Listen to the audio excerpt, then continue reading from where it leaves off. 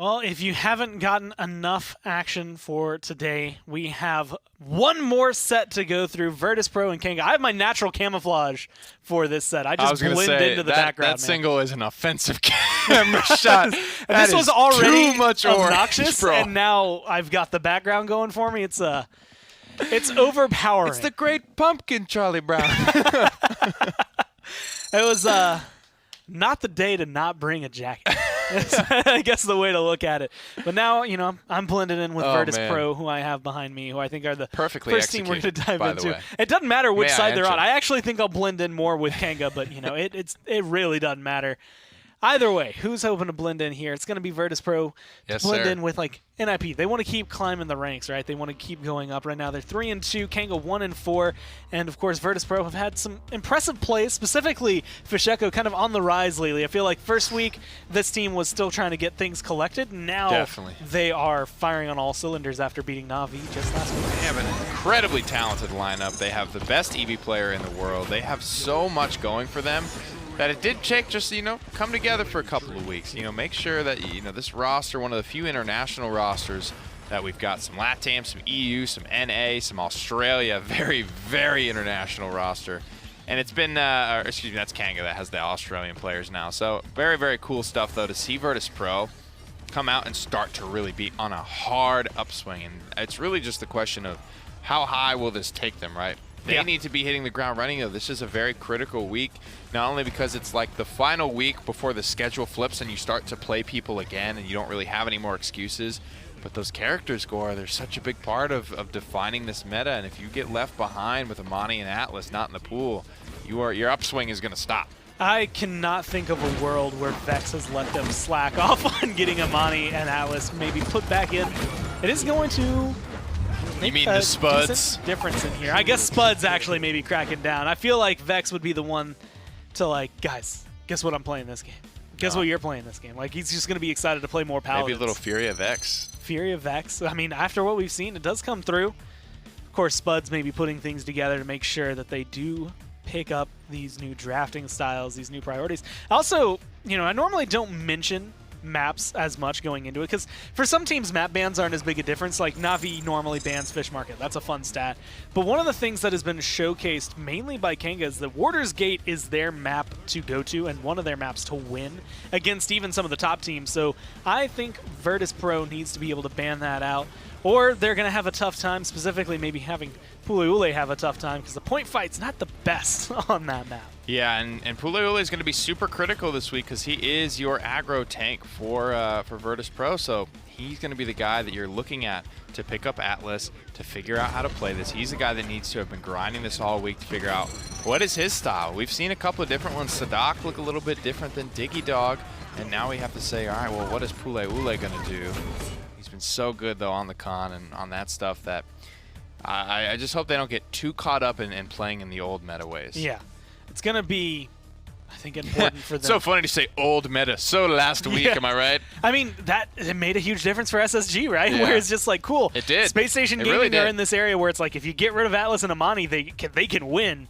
And the minute one of those two comes through, they don't know what to do anymore. Evan was saying that was VP that he was talking to that kind of brought that up and made that comment. So I think with that in mind, they're going to be very aware of that, obviously. I don't know if they'll fall into that trap, so to speak. I think they may go there willingly from time to time. I think that happened in that NRP Na'Vi set where it's not like you can just forget about old things that were strong, right? Yeah. Bomb King Torvald was still very, very strong.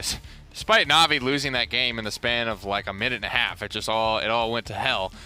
They looked very good on that. There was moments where, Torvald still makes it through. You still have to, keep and piece together things that have been strong in the past that may still be strong now. And it's just the pace that the meta is moving and changing week to week is so impossible to keep up with. Well, the guy that's going to be piecing those together, sorry again for all this orange, I just see it out of the corner of my eye, is going to be the Spuds. So we're going to jump down to Virtus Pro and see how they're feeling coming into today. All right, thank you guys. We're down here in the VP booth. I have Spuds, the head coach, standing by with me. It's been a long day here. How's the team feeling? How's the energy? Good. We got here a bit later than everyone else. Watching that set was kind of hyped, though, so we're going to try to bring that into our set. Absolutely. Definitely a good set. And looking back at that, you guys have had the ability to kind of sit back, watch some of the games this week. What's your take on the current meta, specifically with Atlas and Amani? I mean, they're two strong champions. It's tough to say once you get in there, but we do have a plan for both. We play both, so it should be in our favor. Absolutely. Well, thanks for talking with me. Good luck to you guys today. Let's send it back to the desk. I mean, they're just coming in hoping to not only carry the hype, but maybe carry in some of this new meta overall. I'm anxious to see this because I actually think Virtus.pro, of all the teams that could adapt for it, are probably one of the teams that will bring it in, like next to NIP, to make it look that good. Well, I think when you look at Vex, you look at Dosups, those are guys that have come from a roster of great versatility. And frankly, even to say, Fasheko came from Fnatic, when they played a lot of stuff too, they've been innovators, I think, before. They played that 3 DPS very, very well. And they kind of died on that hill, to be fair. when it was on its way out, they were the last ones to keep on playing it. So I don't think versatility is something that is really going to have to be hard sold to this team. I think it's a team that will accept it with open arms. And maybe do a little bit of their own trailblazing here, and I think they can really get pretty good coverage on a lot of different characters. Well, on the other side, I'm actually excited to see, because not only is Virtus.pro a team that could pull those in, but when you look at Kanga, they have a couple players that are very capable of bringing in these champions. And I know Rhino, normally is going to be the point tank, but between him and Joel's, being able to bring in the Alice could be a completely different kind of facet, I want to think, to this team. He's played the Ashe, and admittedly, again, kind of played it more as the point front line that you're going to have, but still able to kind of flex around and be the DPS. Yeah, they've done some switching back and forth. Joel will play some of the aggro frontliners, but Rhino does play a decent amount of that. And they both affect each other, right? The fact that, Atlas is sometimes banned out leaves open a lot more frontliners and just so much more conversations. That's why this week is so special. And it truly may not ever happen again unless we do what Smite did and drop 2 characters at the same time. And even then, for both of those characters to be extremely high priority, it puts a lot of pressure on these players, and specifically these off-tanks and these guys that are playing Amani and Atlas in week 1. And the one thing you pointed out, between Rhino and Joel's, actually, it actually does come down to the fact that they'll switch, essentially. Like, it's one of the only teams I think we see that where there's not a dedicated point tank off tank. It's kind of, well, you play Ashe this game. Nah, you play Ashe this game. Like, I don't know how it is when it's in their comms, but being able to kind of flex around between those two, if they need to. So I think that means not only, looking at Atlas as being maybe high priority or a ban, but Barik, Ashe, Khan, probably all going to be very high priority this set for them. Big double kill there from the man himself. Barik players, they've been on the come up this split. I'll tell you what, I think Lazy's probably the best Barik in the world right now for my money. I thought he looked phenomenal on it in that last set. Joel has definitely got some big shoes to fill there, and Barik buffs are coming as well, so I'm curious to see what these guys who are already so nutty with this character, what they'll be able to do with almost a blanket buff. Like, he got a lot of stuff. I felt bad about it because when I first read it, I was like, oh, okay, so this is like going to be like, it's kind of like just moving things around. And I was like, oh yeah, that's nothing big. And then I sat back and thought about it afterwards, and it was like, oh, wait a minute.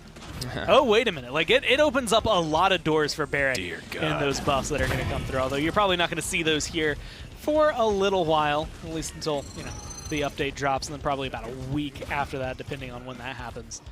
But, I mean, Barik has been a mainstay, and I think Europe brought him into the scene, made him very visible, and everyone else was like, we need to do that.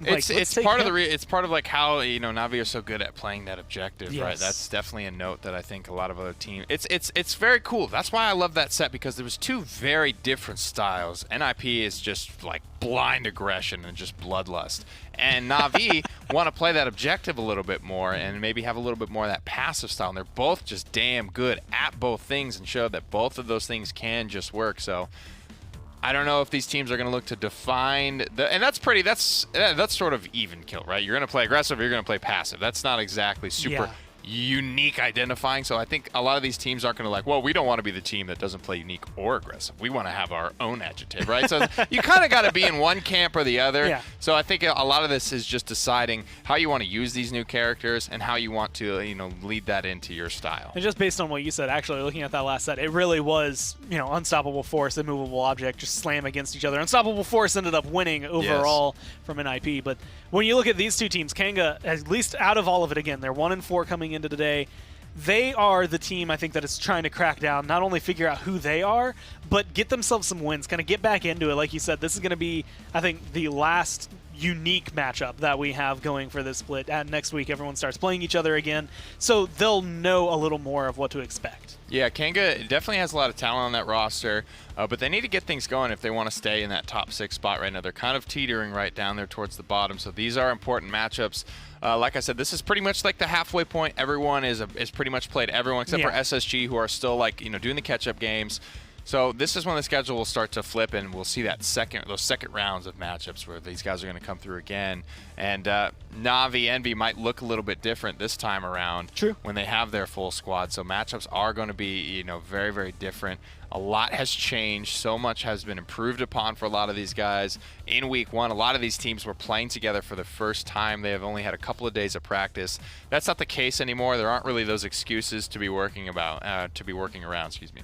Well, Kanga, again, are coming into today looking for some wins and maybe looking for some fresh meta takes. So we're going to go jump down, talk to Hades, and see what he has to say about this match. Thank you, guys. We're down here in the Kanga booth now. We got Hades, the head coach, standing by with me. Ask the same question on the other side. We've had a bit of a longer day. How's the team? How's the energy feeling? Yep, energy's really good. We were just doing some practice in the gaming house and then came down here, watched the games, and ready to go. And one thing I kind of wanted to touch on, we've actually, I think, had all of the teams playing this week. You guys are kind of the last ones, as well as Virtus Pro, to get into it. What are your thoughts on the current meta, specifically Atlas and Amani? Yeah, it's gone pretty well for us. The new characters, we can play them really well, and we got really flexible lineups, so it's been helping us, to be honest. Let's look across the opposite side. Playing Virtus Pro here today. How you feeling about the matchup? Yeah, that's good as well. Feeling good about the matchup? Yeah, I feel any team can beat any team right now, and yeah, in scrims we can see it more because we play hundreds of games, and it's so variety, and you really have no idea who's going to win until the day, so we'll see. Absolutely. Well, good luck to you guys. Thanks for chatting with me. Send it back to the desk and get it started. I agree with a lot of what Hades said there, except that I don't know if anyone can beat an IP yet. That's the only one. That's the one team I think has the exception. But other than that, I guess bottom 7 But you could can all take beat 2 each maps other. off them. You can, but that's max allowance that they'll give you. I mean, even hell, look at week 1 between NIP and the Knights. The Knights took 2 maps off of NIP. That's crazy. Anyone can do anything here. Yeah, and we're in some wild lands. that's when a truly competitive league starts to shine, right? Yeah. Because one of the cool things about watching the NBA or the NFL is all of those teams for the most part are good enough to where if one of them shows up and the other doesn't, the team that showed up is just going to win. There isn't you could have a day back in the PGS where Kanga just didn't show up, but it just didn't matter. They were just so far ahead. You could have those days in the European PPL and the NA PPL, but with all of the pool combined, all the best players from all around the world in one spot in one league with only 8 teams, you have got to come correct. Well, there's a look at Evil Eye. And again, another player that is considerable threat and pretty much going to be matching up against Fisheko here. We talked about Fisheko a little earlier, but if you're looking at overlapping champion pools, this guy has been, specifically last week, was able to make his Eevee look so phenomenal. Even in a set where they weren't going to, admittedly, they weren't favored. They were only able to win one map, but it was What is he doing? on Frog Isle. Oh, and they man. looked so good doing it.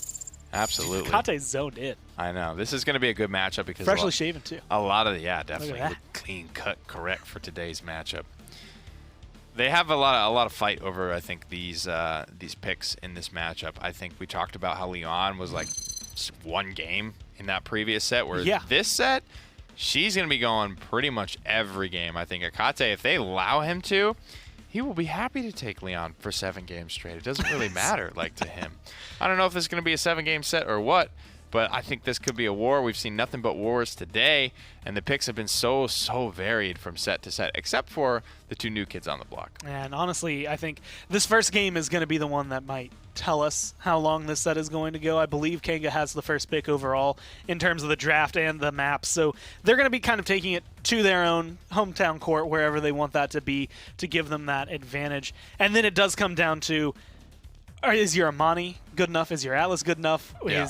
Are you able to handle it if they get it on the other side, or does it have to be a ban? Are you going to have to SSG this where you're just cool, we don't have that? Have we seen Get any it outta Amani? here. Actually, we did see an Amani ban. I was wondering if we had seen one of those yet. A couple times earlier. She's always picked pretty highly, but sometimes you get it's that sweet spot where you're not so egregious that people want to ban you out, but you still go top 3 pretty much every game. Both Atlas and Amani have seen bans. They have had to take seats in these games. So the fact that you have those 2 brand new characters that can come in and have that type of impact is super awesome, and you can't understate the value of that. And it shakes things up, right? It gives these the chances to a team like Kenga, who's sitting below the standings when you compare them to Virtus Pro. It gives them the chance to really hit the ground running and almost a fresh start or an injection of inspiration and a way for them to use these characters to beat teams they would have otherwise struggled. You know, looking at Amani, one of the caveats with her right now is if you have her, you can't get Cassie. They're just not allowed on the same team.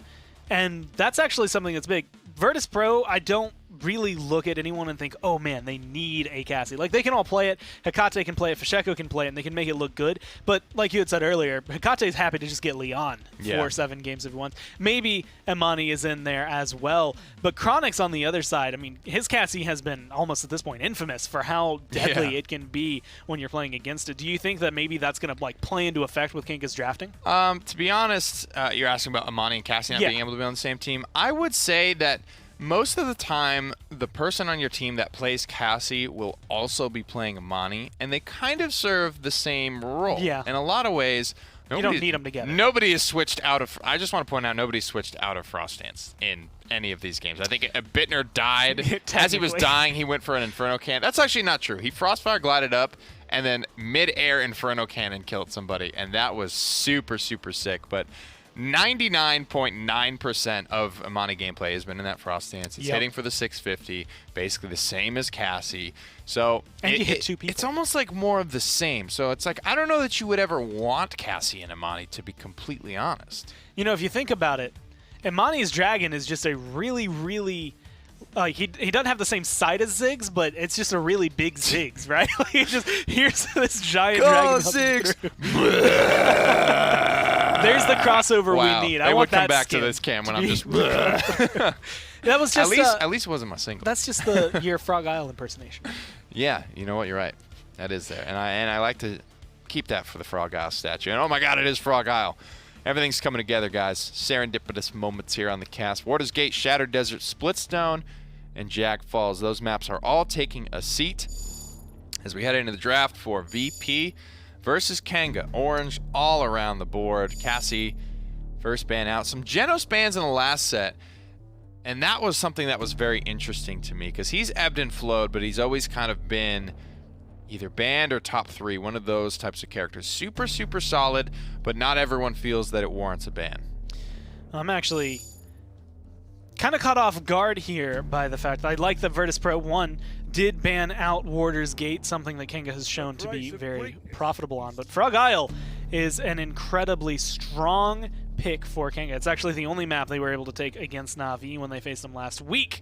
So it's going to be very difficult. But when you're shaking up the matchups, I'm going to say look at the snipers on this one. I'm really excited to see what exactly is going to be the case. Obviously, Eevee locked in there, but Strix, Kinessa going to be very big for Virtus Pro because Hecate, that man does snipers good. He sure does. Both of them are open, though.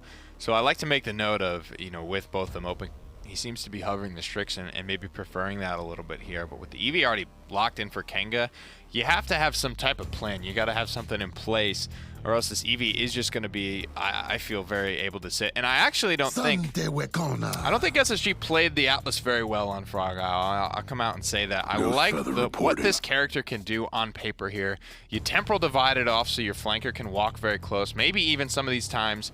And it looked like SSG tried to do this at times and just failed. You exile the aggro tank and whatever, mid-range DPS is going to be pushing up with that aggro tank over on the stair side. And you just exile those guys, allowing you and your flanker to walk through the temporal divide, get the movement speed, not having to burn any movement cooldowns, and just walk into the backline where there is likely to be a sniper or a support and or a sniper waiting for you.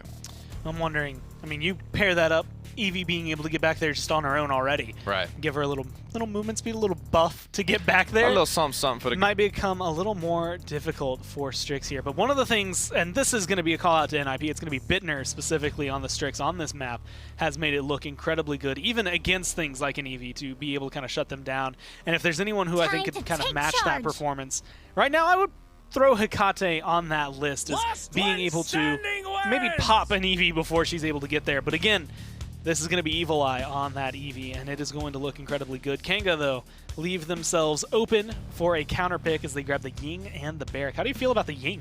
I mean, the Ying is awesome, right? It's only a couple of these supports, very old school supports. We're talking Bird, Spunky, and this is Gera, right? Another extremely veteran support. Guys that have played in metas where Ying was the go-to supporter, one of the go-to supports. So I think it comes down to that. When a character is not necessarily in the meta, you need a guy like that who has the confidence, who has scrimmed and put hours on this character, developed strategies with this character involved, to have the confidence and the sight to be able to say, well, in the past, you know, we've done this and this. I see what we're going for with this strategy. We could plug this in, and maybe that will work. So awesome stuff to see Kanga bringing that out. I think it pairs nicely with the Eevee as well, to be able to throw a 600 HPS hot on her as she dives in and looks for the kill. Allows her to commit more. A lot of times you see Eevee blink in, hit the shot, or miss the shot, but it's just one shot and then blink out. With that hot applied, you're going to be able to see her blink in, get the maximum like 3 shots off before needing to blink out. Well, there she is at the very end here, and that's actually been, I think, what you were kind of hinting at earlier. She's, Amani, going to fill pretty similar roles to Cassie, to Leon, and they grab her at the very bottom. Not highly contested so far, but depending on the performance that we see out of, I would guess, Fasheko on that one. Yeah. We're going to see a whole lot of change. Well, good stuff here, I think, from both squads. The biggest difference is that you see Kanga have this flanker. They have this Eevee. They've also got the Atlas, who, if played well, I think is going to throw a big amount of favor in their direction. Whereas you got the different style from VP. You don't have a flanker to dive in. You have this Strix and Monty double backline DPS for them. It's 2 different styles. I think both have their merits. It's going to come down to execution, and that is always what's going to give us the best games. So the question is whether or not Evil Eye really will be able to kind of keep these 2 locked down, or if Strix and Amani are going to maybe be able to overpower them. The only way to find out is to go down to Dave and Evan, who are going to be casting this set. Thank you, guys. Here we go. Frog Isle starting off on a great map for the day. We split snipers right down the middle. Knessa and Strix on either end, rubbing the hands, ready to get down and dirty is Vex. Jera feeling like he's #1 on top of the world. Kanga versus VP. We had a banger of a set in the middle of the day here, Evan. Yeah, we did. Can set 3 live up to the hype that set 2 brought is the ultimate question. Sure is. I'm not sure if it will. I think there's ultimately just a lot of value from every single player we've seen in the PPL, giving it their all and doing their best here. And, you know, some people are going to be a little ahead of the curve. That's the way it is in life. And you got to find your way to claw back, whether that means doing something different, doing a little bit more. They're going to find their route, but NIP taking that top spot again. Virtus Pro and Kanga, though, these 2 teams really in the conversation of can they elevate themselves. Virtus Pro already kind of done that. Kanga really trying to push into that clear top team echelon. I love the way already that the Atlas wall gets used. It essentially drops Hecate out of the fight entirely. You can't put in any snipes through that wall right there. Kanga find the first 2 fights, or first 3 kills now in this fight. On the point, 21% were Virtus Pro, but Kanga find the picks on the back end of it. And they're on the front foot here. They're obviously privy to the new meta here. They've had the chance to kind of sit back and watch. Amani on one side, Atlas on the other. And that's the thing, Dave. They've been watching all day, so they've got plenty of tape on these champions, unlike beforehand, where yesterday was the first time we had seen them in an official capacity outside of scrims. Chronix doing the do on the Knessa. He's been phenomenal on that champion, and Kanga look good. Chronix has been the guy that they've looked to and they've leaned on in past games, and I don't think Virtus Pro had a kill up to that point. Fasheko finds the first for them. Rhino, though, answers back on the Atlas, 99%, and Kanga, they're out firing. I'd like to take a quick look at the slash lines after the first team fight. I think that Virtus Pro, they only had the 1 kill. Meanwhile, 3-2-1 on the other side. So Kanga Esports, they've at least got the point fight figured out here on Frog Isle at the moment. And they've got these 2 special players, aside from our Australian trio, which have been special ever since they've been on Kanga Esports, but the 2 new additions in Evil Eye, excuse me, and in Jera. So not the European, but a little half European, half American. Great shot there from Hecate. But, you know, the melding of minds, as far as the blaster play. And, of course, this new Amani going the way of Fishy here. I mean, just a very interesting kind of dynamic between everyone, having to kind of see what are you going to bring, what am I going to bring. This region loves this. They're a little bit better at that. And also these two teams getting together. Yeah.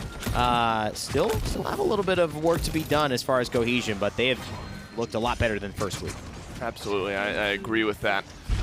Across the board here, Kanga making some strides as well. 4 ultimates up for Kanga, 5 for Virtus Pro. Illusory Rift used just a moment ago to stabilize the point, or payload push, excuse me. Virtus Pro able to find a little bit of a defensive stand here. Kanga need to find their way to break through. Chronix dropping though. That's going to be a tough thing to come back from. How do you feel? We've kind of seen 2 different play styles. I feel like the larger Atlas wall has seen more play today than it did yesterday, whereas yesterday it was much more of the deja vu play style. Right. I guess on a map like Frog Isle, it makes more sense to have a bit of a wider wall. What do you kind of see is the differences between the two? Is it more of a map-based pick or team comp? It feels like a map-based pick at core. I think that there's benefits to having that bigger wall because the bonus movement speed that you're going to gain from that loadout is going to be easier to deal with. And when you have maps that aren't as, side to side and more straightforward in a line, when you could shut all the line down for your team, that's going to help a lot. Pulauli, in this time, taking down Osirino, saying, you're out of time this time around. Evil Eye is able to find a kill, though, trading out his life. 2 for 2 now on either side here. Only the Illusory Rift is getting used in this fight. Pacheco just kind of hanging out on the back line here, potentially fishing for a little bit of something extra. Oh, that's boy. a good ice bomb. That's a double stun. Pacheco finds a couple now on the Imani. He gets traded out now for Rhino. The Atlas coming big here on this final push. Overtime's going to start ticking away here, Evan. But a traded out Atlas is going to be tough. And that's going to mean that they're just going to get the momentum back. Pulauli on the con, solid pick for him. They'll shut it down. Kanga Esports, though, with a nice start. Chronix looking good on the Kinessa. Yeah. I mean, that's a confidence boost right there for your team. I think, honestly, when I think of Chronix, I mean, of course, right now it's going to jump to my mind, but I always tend to think of him on Kinessa on Frog Isle for some reason. I feel like he has his biggest games on this map. He always looks good on this champion. He always looks good on this map. Hello! Beautiful snipe there from Hecate. Looks even better in slow-mo, Evan. It does, actually. Fast speed just almost doesn't do it justice. I mean, it does in the sense that that's a flick of a reaction, but slow-mo, just seeing the tracking and how fast it really all happened. And that's the muscle memory. It's impressive. My wrist would have snapped. My wrist would have snapped. Oh, no. If I had even tried. So I'm glad I'm not in that position. I'm glad, too. I don't want your wrist snapping like that. And here's the benefit of the Atlas right here. Just that isolation, just keeping everybody safe while he does what he needs to do. There's a seismic crash as well, and it is sent back for a second chance as far as Atlas is concerned. Dosips, he goes down instead. So 1 for 1, Evil Eye, Dosips, the 2 who are sent back to base here. Only Kanga really using their ultimates. Seismic Crash and Overpower were used previously, though. Hecate staying good, staying true with his shots here. The Atlas wall is going to divide this fight yet again, seeing the utility that brings. Joel's is going to open up this second re-engagement, but Hecate is going to even things out here at the moment, Evan. 63% though for Kanga. Ooh, and here it is. An Exile is going to shut down Hecate. There's been so much utility support from Atlas and Osirino, especially in just keeping the snipers alive. Another wall here would definitely save it. 150 potentially in damage on the flashbang, but Osirino in the meantime finds Pacheco. Pacheco, that's a big loss as well as Hecate. The Atlas coming up huge in this fight. Evil Eye, he comes to play as well. He finds himself 1. Pule is going to fall, and it looks like Kanga are well on their way to point number 2 here. They've got the point fight figured out, seemingly. Only 33% on that for Virtus Pro.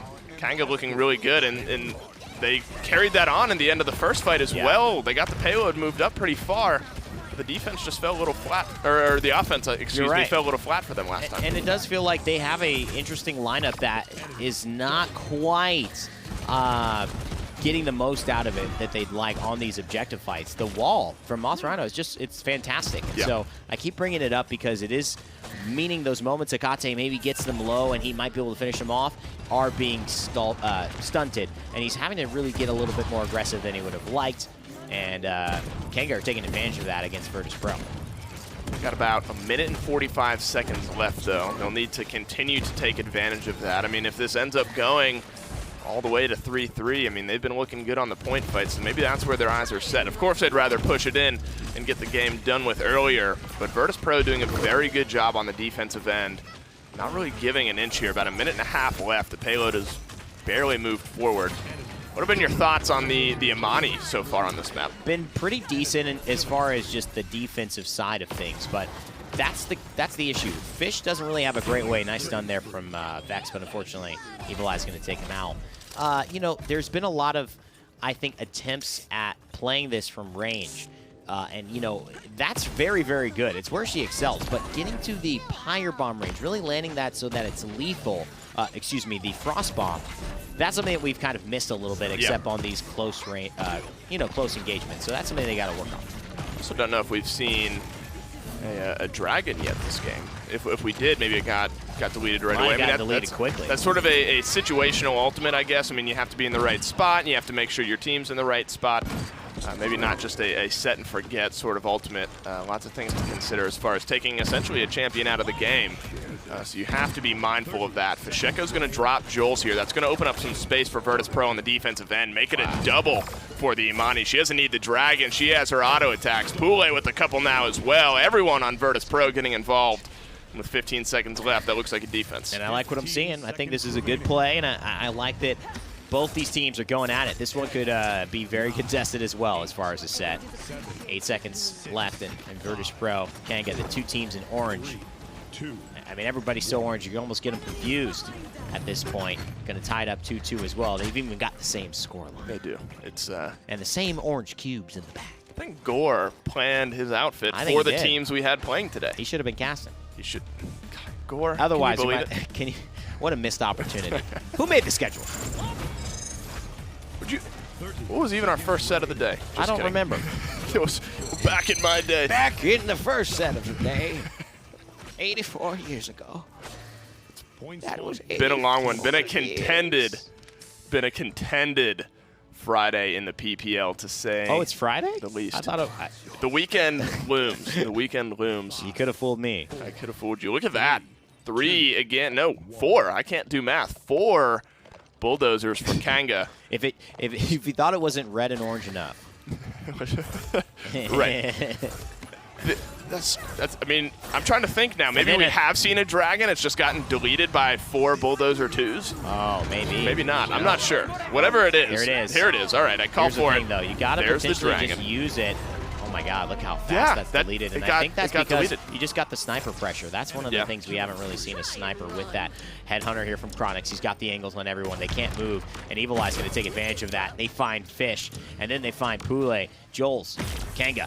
Looking absolutely dominant here on Frog Isle in this objective fight. They've got the point fight figured out, to say the least. They find 3 now on the back foot. Yet again, are Virtus Pro. Chronix not missing on Canesta. I think about him on this map for a good reason, because he absolutely kills it when he puts this map and this champion on this map. 99% will become point number 3 now for Kanga.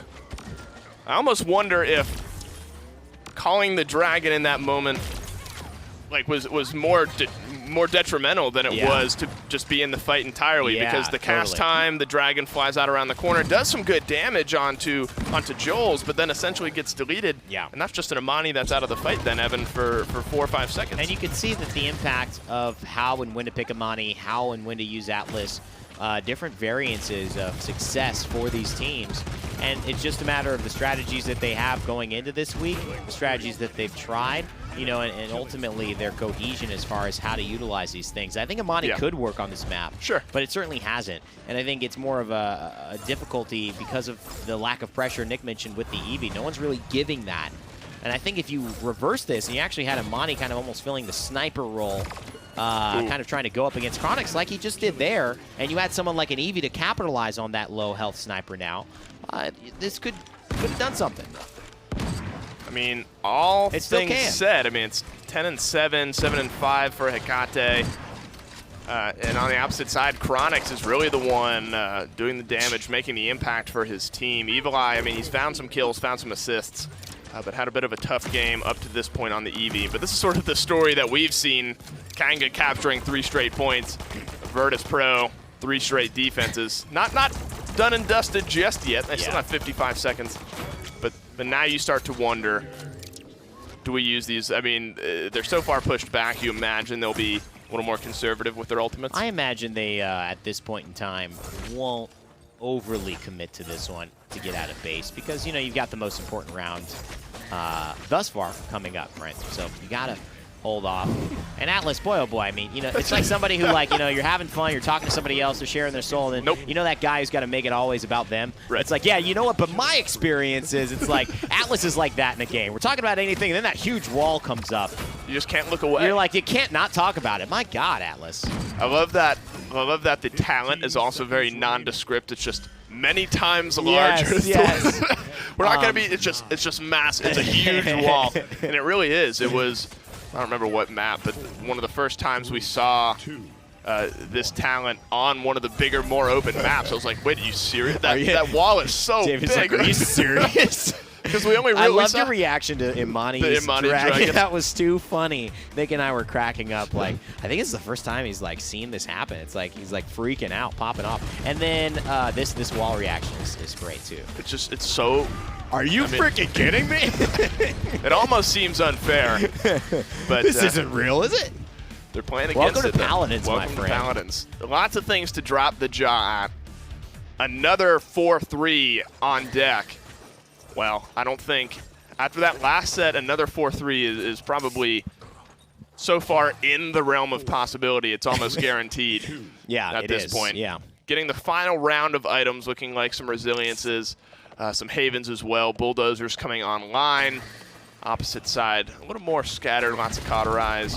Okay. More of a standard start here. The wall comes out. There's the Wow. Ice Storm as well. That's going to find some good damage, Evan. It's good pressure, too. I mean, I like it. The Ice Storm doesn't get much, but it clumps them up. Oh, good Oh, Dread Serpent. good Dread Serpent. But it doesn't quite get her where they want, which is right in front of that wall before she can actually go down. It's still too dangerous. Good heal! Good stun! Oh, wow, the difference a little inch can make in a fight. Puglioli stays alive, and he is still there. And Chronix, oh, man, can he find the kill? No, Doseps will take him down, so the sniper no longer an issue.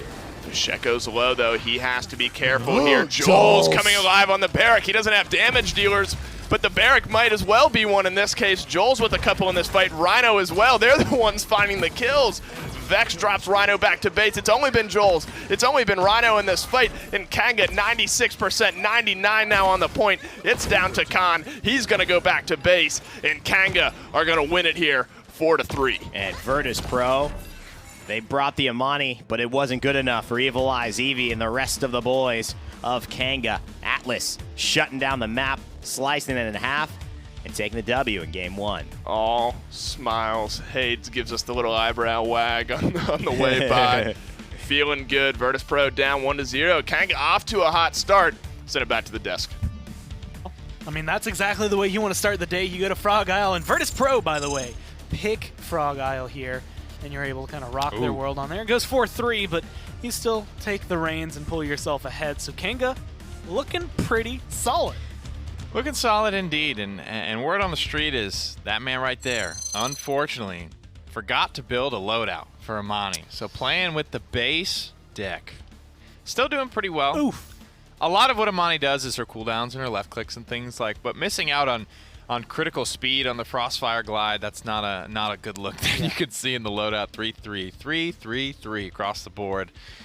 The telltale sign of a big noob who hasn't built his own loadout. So Fishy needing to go ahead and in between games get something built out a little bit. But I think it's decent. Like, you at least have your HP, but there are a couple cards in the base loadout that are a little useless at competitive level of play. Yes. But Evil Eye was the storyline for sure on one of his comfort champions. Kanga win every set. They don't push anything, but they win a ton of these point fights here on Frog Isle. I think every point fight actually went their way. They just never were able to get a convincing offense going. I mean, this was, again, the Eevee that made this team look good against Na'Vi. Not surprised to see it look good here. And, of course, everything else kind of playing into it. I'm actually going to highlight not only the Eevee, but the Kinessa on that map as well, making it very strong, I think, for Kanga to be able to hold Virtus Pro down and kind of lock them away. I like the fact that even with base loadout, though, Imani Fisheko is still able to go, what was Plenty like of 12 deeps. and 7, like 115,000 damage. Like, he was still up there. It's just maybe a difference between top-tier performance, what he could achieve, and some of the min-max things he could achieve more than just having the base loadout. And Hecate, at that point, was pressured out so often by the Atlas and maybe sometimes the Eevee that it was very difficult to find his own stride.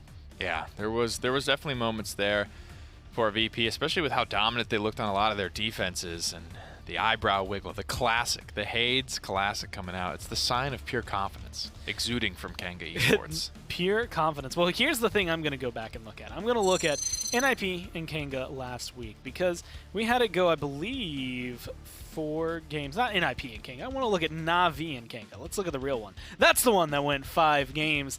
And admittedly, the one map Kanga was able to win was Frog Isle. But the maps that they made go 4-3 were Stone Keep, Frog Isle, and Warder's Gate, winning one of them. So, like, I'm looking at those 3 maps as, like, the big Kanga hallmarks right now, and I need to see them expand from that. Warder's Gate was banned, and they just did Frog Isle, and lo and behold, we're going to Stone Keep. So they're going to hit all 3 of those, or, well, 2 of them Bang, almost bang, bang. immediately. Gang, gang, gang. And so if this one gets Kanga up 2-0, that's when I start looking at, okay, map 3, map 4. What happens there? Are you able to win one, put yourself up 3-0? Or do you start to fall apart? Because otherwise, we're going to have 6 games. So it depends very heavily on how Virtus.pro feel here for Stone Keep. And they go ahead and get rid of the Genos and the Eevee, so a lot of front lines still open. VP, it'll be the Makoa Torvald for them. Atlas, Ashe, Khan, all open. Between Khan and Atlas, that's kind of the 2 you got to be looking at here. Khan is definitely tried and true and performs well, and I think has a pretty decent preference for both of the aggro tanks for Kanga and for VP. But in spite of all that, it's gonna be Atlas for Kanga. And I mean, being able to kind of pick it up right now, I think hovered over for Rhino. So being able to kind of hold on to that one, and he was the one I believe playing it last game as well. So it looked good when you're warmed up on it, very similar to what I saw like out of Digidog yesterday. No reason to really pull away from something that's doing well. And of course, this opens up Khan for Virtus.pro, which they're more than likely going to take for Puleule. Very, very confident Khan player in him. But it also maybe makes it a little more awkward to determine, I think, like the final front lines you want, right? You have to figure out how to counterplay this guy. And a lot of what we've seen with Atlas, the best counterplay is really just kind of all in on him, kill him off, or isolate him. Yeah, it's tough with those second chances. But you're right. He's got big, long cooldowns, and when they are down, that's your time to go. Very window-based opportunities. There it is. Did Fishy have enough time to build a loadout? I think it's safe to say he did. Would you And grab to it be second fair, if you didn't? To be fair, it's not as bad as it could be. No, It's I not like understand. going in and playing Androxus without Power of the Abyss to Sure, get your dash yeah. resets. It's not like, oh dear God, like what am I gonna do? It's just not as good as it can be. Your Frostfire Glide is extremely slow with that base loadout. Your Yeah. health isn't quite as high as you want to be. There's a pretty important card that gives you it's like that fall below X HP and get a shield for X based on how much how many points you put into it, which is another pretty popular one, but not the end of the world. It will certainly be better now that he's got that. And the Barak Damba for Kanga to keep things rolling, yet to lock in a single DPS champion.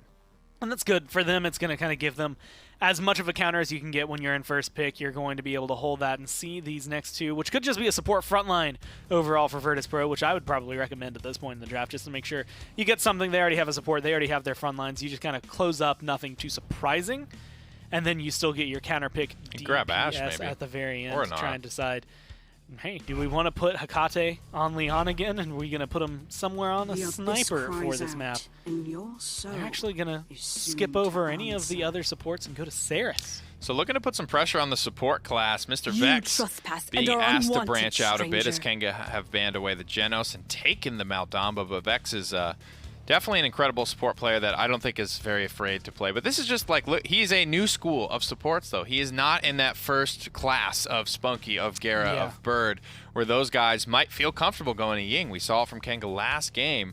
I think this Saris pairs nicely, though, with the Inara. I think that's a nice combo to get going for them. Love to see those big convergences, too. That's always a lot of fun. Convergence into a Frost Orb, I mean, that is a guaranteed team wipe if you can combo that together.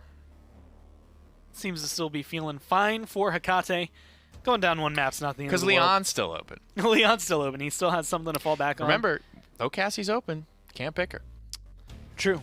She will not end up on the side of Virtus Pro. You can go Leon. He could go Snipers. I mean, he's the one who kind of helped bring them into Stone Keep, but it's not exactly a typical Maybe in the PGS. anymore. Yeah, not anymore. With Bomb King going to be coming through for Evil Eye, more than likely.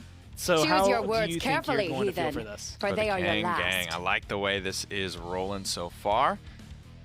And, Aw, look how Pip hard will be you're the last trying. selection How here for Virtus embarrassing. Pro. So that makes me believe that it'll be Fisheko playing Pip and Hekate will be on Amani. So maybe he has the letter. Maybe that's why it was so fast to lock in. They there were we like, all right, go. we already got this one. Let's go into it as the Pip comes through. That one's going to look really good for them. There we go. Pip, ever present, ever deadly with those evil mojos, but it's going to come down to who can close it out overall. Out of those two drafts, do you have one that stands out a little above you? Above me? No, because I'm 6'4". right. Nothing's They're above me. No, not I'm just that kidding. It's definitely a close one. I like Virtus Pro just a little bit more, and I'm very, very excited to see Hekate on Amani. That's the thing I think that's going to catch everyone's eyes. More than likely, Ice Stance the entire time, so we're going to have to see who he can freeze, or if maybe he gets shut down by this Atlas on the other side. We're going to go down to Dave and Evan to take us through Stone Keep. Here we are, Stone Keep on the table. Band rocking away, Evan dancing his shoulders. Looking forward to it. I mean, Kanga, Evan, they looked pretty clean. I mean, they weren't able to get the pushes through, but their point There fight. goes Hades again. There goes Hades. Did you see the little side eye that he Give you a gives? little side eye. Ooh. He always gives a little little side eye in the Studio 6, huh? Right. Studio 5. 5. Ooh. Wait, why do I suddenly? I'm gonna go home and buy a Kanga jersey. What was that? He cast a spell on me. There you go. Wait, what? Why do I have the urge to visit the Australian Outback? Like, I don't- what is this? Outback Steakhouse. An Outback Steakhouse. Why do I need that? Peeping at the Amani cards. Anything stand out to you there? Well, just the permafrost level 4. I mean, the ability to add that 0.8 seconds.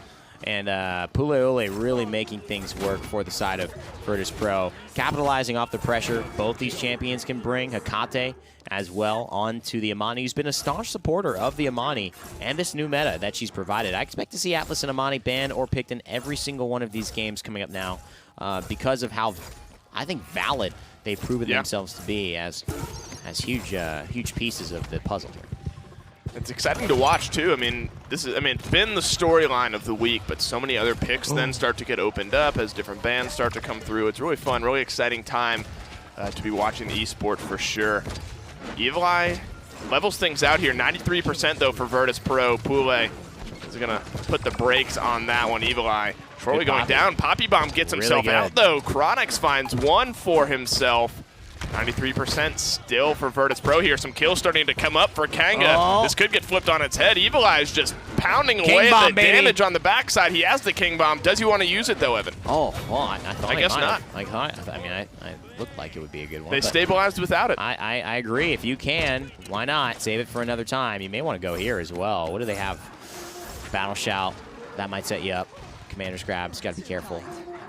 So now he's going to be patient, but really good play. That's just a good Bomb King play from Evil Eye, and he's been doing it since the beginning. There's an overpower, I think I heard. Yep, it missed. Yeah, went down, reset, back to 30. Now this is King Bomb Here's the territory. King Bomb. Grubby Bomb zoning him off. Go left, go for the pip. Nice. Easy kill. There's the convergence, though. Good, though. Good convergence here. The Dragon comes out. Could they find some damage? He finds one. He's going to start to melt away at Rhino. This is likely going to be a team fight win and a point fight win for Virtus Pro. The Dragon, that's good timing, and that kind of shows where his mindset's at. All right, we got one pick. One of the main counters to the Dragon is gone. Oh, he's a little He's too fat. need to go on the Atkins diet to get through that one. Cannot get through the doorway. A little intermittent fasting before you can make it through that. Does not make it through the door, but makes it to 1 point. Kanga fought back. They stabilized. Does body positivity apply to dragons? I don't know. We'll have to ask Atlas. Maybe he's been to an age where it did, and Yes, you know, it's there was a whole universal. movement. He's Universal like, you have positivity. no idea. In 1,000 years, dragons are all up in arms about body positivity. Like, just get started while you can. It's gonna be It is a beautiful dragon. the Vogue. It's a beautiful dragon, Evan. I mean, don't get it twisted. What? Ew. The artist. You know, I'm saying it's a beautiful creature. No, it's it is majestic. majestic. Now we You just didn't- got to stop talking You didn't about have to it. say Now it was thick, though, Dave. Come on. I You said have that to to you whistle. in confidence, in between sets. I'm sorry. I didn't know we don't want that repeated. Okay, my bad. I just thought we were on the same page here. Well, we were up until right now. Wish I could rewind myself out of that one. Rhino could blast me with the rewind really quick. That'd be sweet. Yeah. Didn't work out. If though. only we could have him around the same way Kanga seemed to. Every moment they need him, he's been showing up. Yeah. Big time plays. I mean, he's looked good. He I'm has. not gonna lie, and he's been running that temporal divide. And like you mentioned, we've seen a lot of that. We've seen a lot of deja vu. Tenor doesn't hit him with the rocket jump to just get that extra little bit of movement that we've seen. Excuse me, Fish got so used to Tenor playing it. That's what I called him. And they used to be on the same team, and that team was black and orange as well. Dang it! There's too much. There's so much stuff going on. Top 10 anime crossovers. Oh my God. Old Fnatic lineup splits into Virtus Pro and Kanga. Gore wears all orange, and the cubes in the background are orange as well. I forgot who it was. Somebody in there has a Fnatic backpack still, and I wanted to give him a hard time for it, but I decided not to. Virtus Pro, though, they're going to try to get this one pushed through. Kanga, they've weathered the storm pretty well. They have 5 ultimates if they want to bring wall. some of those out. Look at that. Look how well that wall stops the push. I mean, you're able to walk through it, of course, but any pressure coming in from the opposite side of that wall just gets eliminated. Ooh. The rewind actually takes him back into the face of Fasheko. Rhino's going to get the better end of that one. This fight is starting off very well in favor of Kanga. The shots are starting to ring out. Chronix is going to find the next one. Virtus Pro with overtime ticking away. They're going to cut their losses and head back to the point fight there. It was a pretty long, drawn-out defense, went as Very long much. as it possibly could. A few kills on the back end, though, pretty much seal it for Kanga. What do you think they need to change coming into the point fight that you didn't really see the first time around? Well, I think in general, this is one of those safer point fights where nobody has a clear plan and they're all kind of like scrambling, waiting for ults, kind of like poking and prodding. In that case, I consider somebody needs to start this off with a little bit more aggression, and I think the Dragon, I love it in this spot. Hecate, if he can find a kill, an early Frost Bomb setup, we've seen that be very, very effective. Or, let's look at the Evil Mojo. I mean, getting aggressive, jumping in like we've seen Tenor do, maybe 2, 3, and turned into chickens, one big target taken away, then win the fight off of that zone. I like that as an aggressive style play. Oh, but look at this. They're all going left. They are. They've wrapped to the left through the keep, or through the church rather. The rest, Virtus Pro. Here's the flank coming in from Rhino. I'm not sure if they're privy to this just yet. They don't seem to have a hook on it right now. He gets behind Hecate and sends him back to base. Now he's going toe-to-toe with Fasheko. Rewind, and you get blasted in the face as well. The power of Atlas, full display here. Rhino playing it to his fullest potential. And he's just going to keep him. He's going to keep him there. Just, yeah. We're not going to worry Lines about up the that. shot. Oh, boy, Rhino. What a play. I mean, this guy is popping off, and we've seen Atlas again and again and again make big plays on this map, and today. And that was another example. Beautiful rewinds, setbacks, beautiful second chances as well to keep the fight going. And then the Exile to top it off. And the Exile on the healing. Evil Eye trying to just seal the deal here with a King Bomb. Got to get fishy. Looks like he does. Looks like he does. He does, and the kill comes through as well. He trades out his life. The Crossfire looking to just seal things up here. Dose-ups and the Dome Shield, so they're really investing a lot into trying to get this point fight all sealed up. It's working out in their favor at the moment. Blue is able to get rid of the Atlas. The rest of these kills here won't matter too much as Kanga found themselves the second point fight win here. But they did invest a lot there, Evan. The Dome Shield, the King Bomb, the Crossfire. They all came out there. Virtus Pro didn't utilize anything, so they have the advantage, at least initially here on the defensive stand.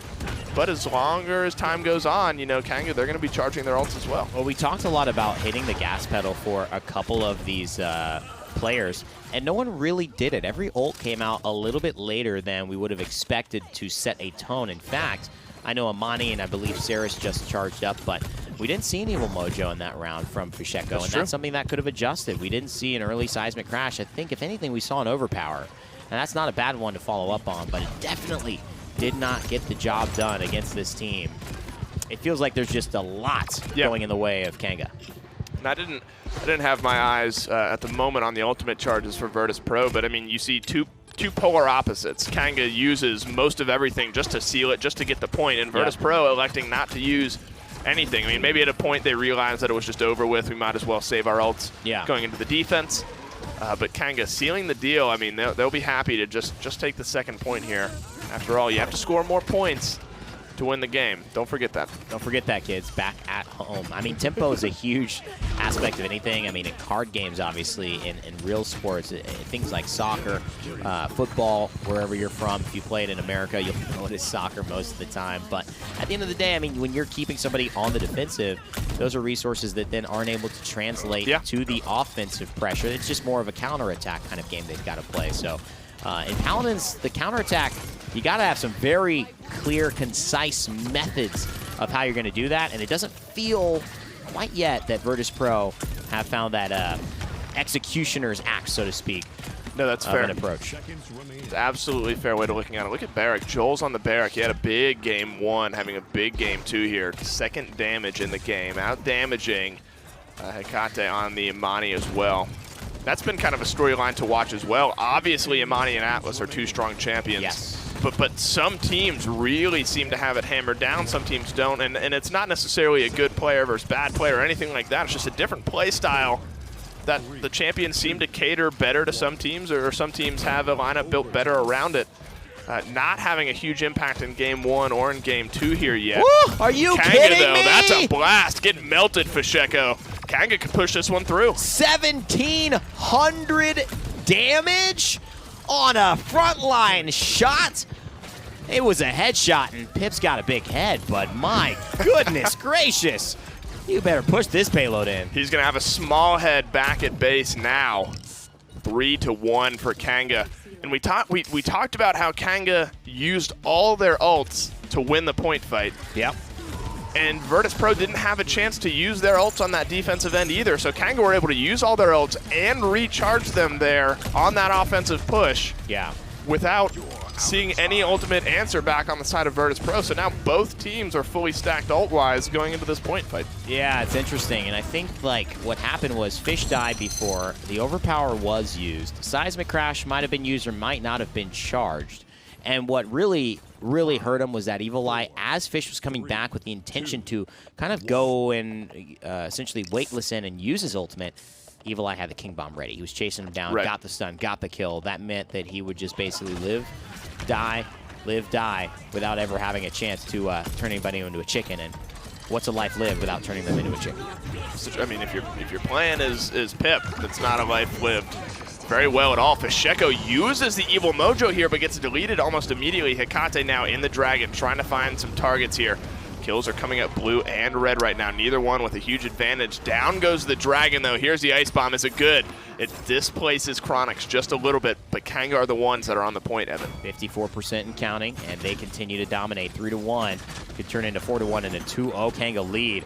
Most people had this leaning the way of Virtus Pro, but things look to be different. 2 games of Atlas, close to 2 games of wins. VP now trying to turn things around. They're going to get a setback onto Puleoli. He's got the battle shout in 9 seconds, and he's going to go for Evil Eye. Beautiful stuff from Hecate. He's going to get him with the Frost Bomb and set up the kill. And here's the foot on the gas pedal we've been looking at for Virtus Pro. They find the kills here. Rhino's really the last line of defense with the fast cap around as well. He's going to drop 85%. Is climbing so fast right now. Kanga looking like they're just going to have to try their hand at some defense here. And that shows you when Virtus Pro are able to get out their ultimates, really have a toe-to-toe team fight. It's going to be tough to fight back against. Boy, oh boy. This is a very, very just deadly lineup on both sides. It is.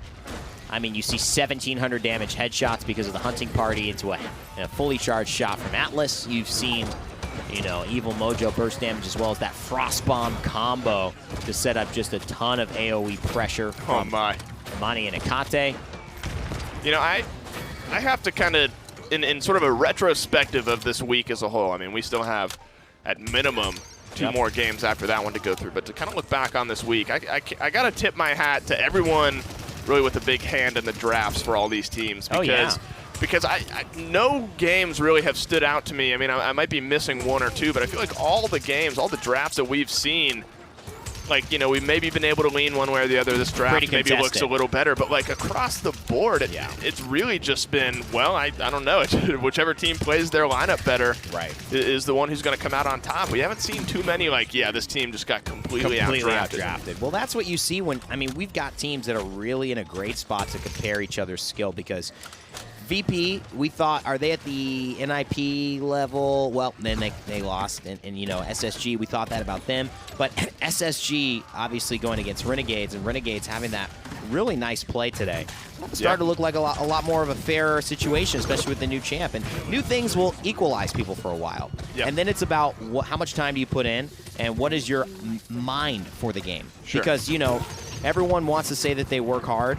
And maybe they do, but at the end of the day, somebody works a minute harder or an hour harder or a day harder or a day less. And the results really speak to that. Right. And they also speak to just sometimes your hard work doesn't get you a better idea of what your draft is intended to do before everyone figures it out. And that's what I think we've seen mostly this week. Less hard work, more just the head of the game. I agree, and it's interesting and exciting to kind of look forward to seeing how the rest of that is going to get played out. In the meantime here, Kanga felt pretty firm on the defense. 15 seconds left here. Virtus Pro, basically the entire stretch of the map to go here. They have to win a fight to get onto the payload, and then win probably 2 or 3 more fights to get it pushed through. So Kanga looking really good on the defense. No game for them to win here just yet. They'll have to win 1 more point fight for them to do that. Both teams 5 ultimate strong. Streaks, of course, are in favor of Kanga, but that's just because they had Virtus Pro zoned out into the back of their base. Well, they've got 5 ults now. They do. Against 5 ults. So it is going to be who uses it a little bit. Like the updo here from Vex. A little different haircut. Looking good, feeling good. Had to wait all day long to play. Watched all the games. Always a cheery guy, good attitude. Yeah. And somebody that you like talking to. And really brings a good nature to the studio when he's around. And to those fans who get a chance to say hi to him. Such a mind for the game as well. Absolutely. And he's really good at Houdat. He's really... He is. Well, he plays he plays on his own time as well. And I understand that feeling more than a lot of other people. Right. Doing this as work and then also playing on your own time for either a side job or something else. And he's very passionate about his YouTube, and it's grown well because of that passion. Yeah. Akate here flying in and out. Sheko on top of things, and unfortunately not on top of a chicken, but still on top of the kill. Ultimate starting to fly on either end. The dome shield's going to get dropped onto the point. That'll buy some time here for Kanga. Just 1 for 1 aside right now. Plugging away up at the higher ground here is Joel's. He has Hecate spotted out on the end. He's frozen out. Could he get cleaned up? The body block is there. They're not able to finish off the kill here, but that's a Hecate who's not in the fight for a few seconds. Convergence comes out as well. Joel's, though, he's hanging out on the point. Doseps and Pule, though, they find the 2 first kills for Virtus Pro in this fight. Incredible contest here, but you got to wonder, should Joel's have pulled out a little earlier? I mean, I really think that this contest is now a full wipe, and they've got their healer and their DPS gone. Joel's was in no position to ever win that, but he did buy time. He did. 93, though. They have the half fast cap, and the final 4 tick is going to be for 100. So now they have 2 minutes to try their hand again in an offensive push. They just did a really good job of absorbing the pressure, I think, there. So many ultimates, the positioning and everything really in favor of Virtus Pro. Well, what went well is Virtus Pro ulted early, and they got that quick kill onto, I believe it was, Chronix. They got that early quick kill on the Chronix. They turned him into a chicken, popped out. They still finished that off, and that really set things up. It got rid of that bonus 15% damage amp that has been applied to these Hunter's Marks. That's really shifted things in Kanga's favors over the course of these fights. But now Evil Eye back doing Evil Eye things on the Bomb King. It's true. It looked really good in the first couple point fights. Looks good throughout this entire game. Oh, yeah. It's really staying on top of things. And right back to the back of their base go Virtus Pro. This is what we've seen either team do so far in this game. One team wins the point fight. The other team gets shoved back into their base. Have we seen a successful conversion yet today? Or not today, in this matchup? Because the first one was 4-3. Yeah, we saw one. Frog Isle, game number 1. I'm trying to think back. I don't know if we did. Not sure if we saw it in this team, matchup. they got the point fight figured out. They got defense figured out on these 2 maps at least. One of these teams will eventually convert. Is this going to be 2 20-plus minute games in a row for these 2 guys? I feel like that's what we've got. Evan, it's going to be 7 20-plus minute games. What's that, 12 hours, 12 more hours ago? Yeah, we told you, never in my wildest dreams that I think when Nicholas Pashore, who's our community manager, tweeted 11-6 for Paladins, that we could possibly have more than 11-6 p.m. But we Eastern got it. time. But we do have that. They're all contested. I mean, you got to love it. Contested games means more Paladins, and that means more exciting PPL to watch.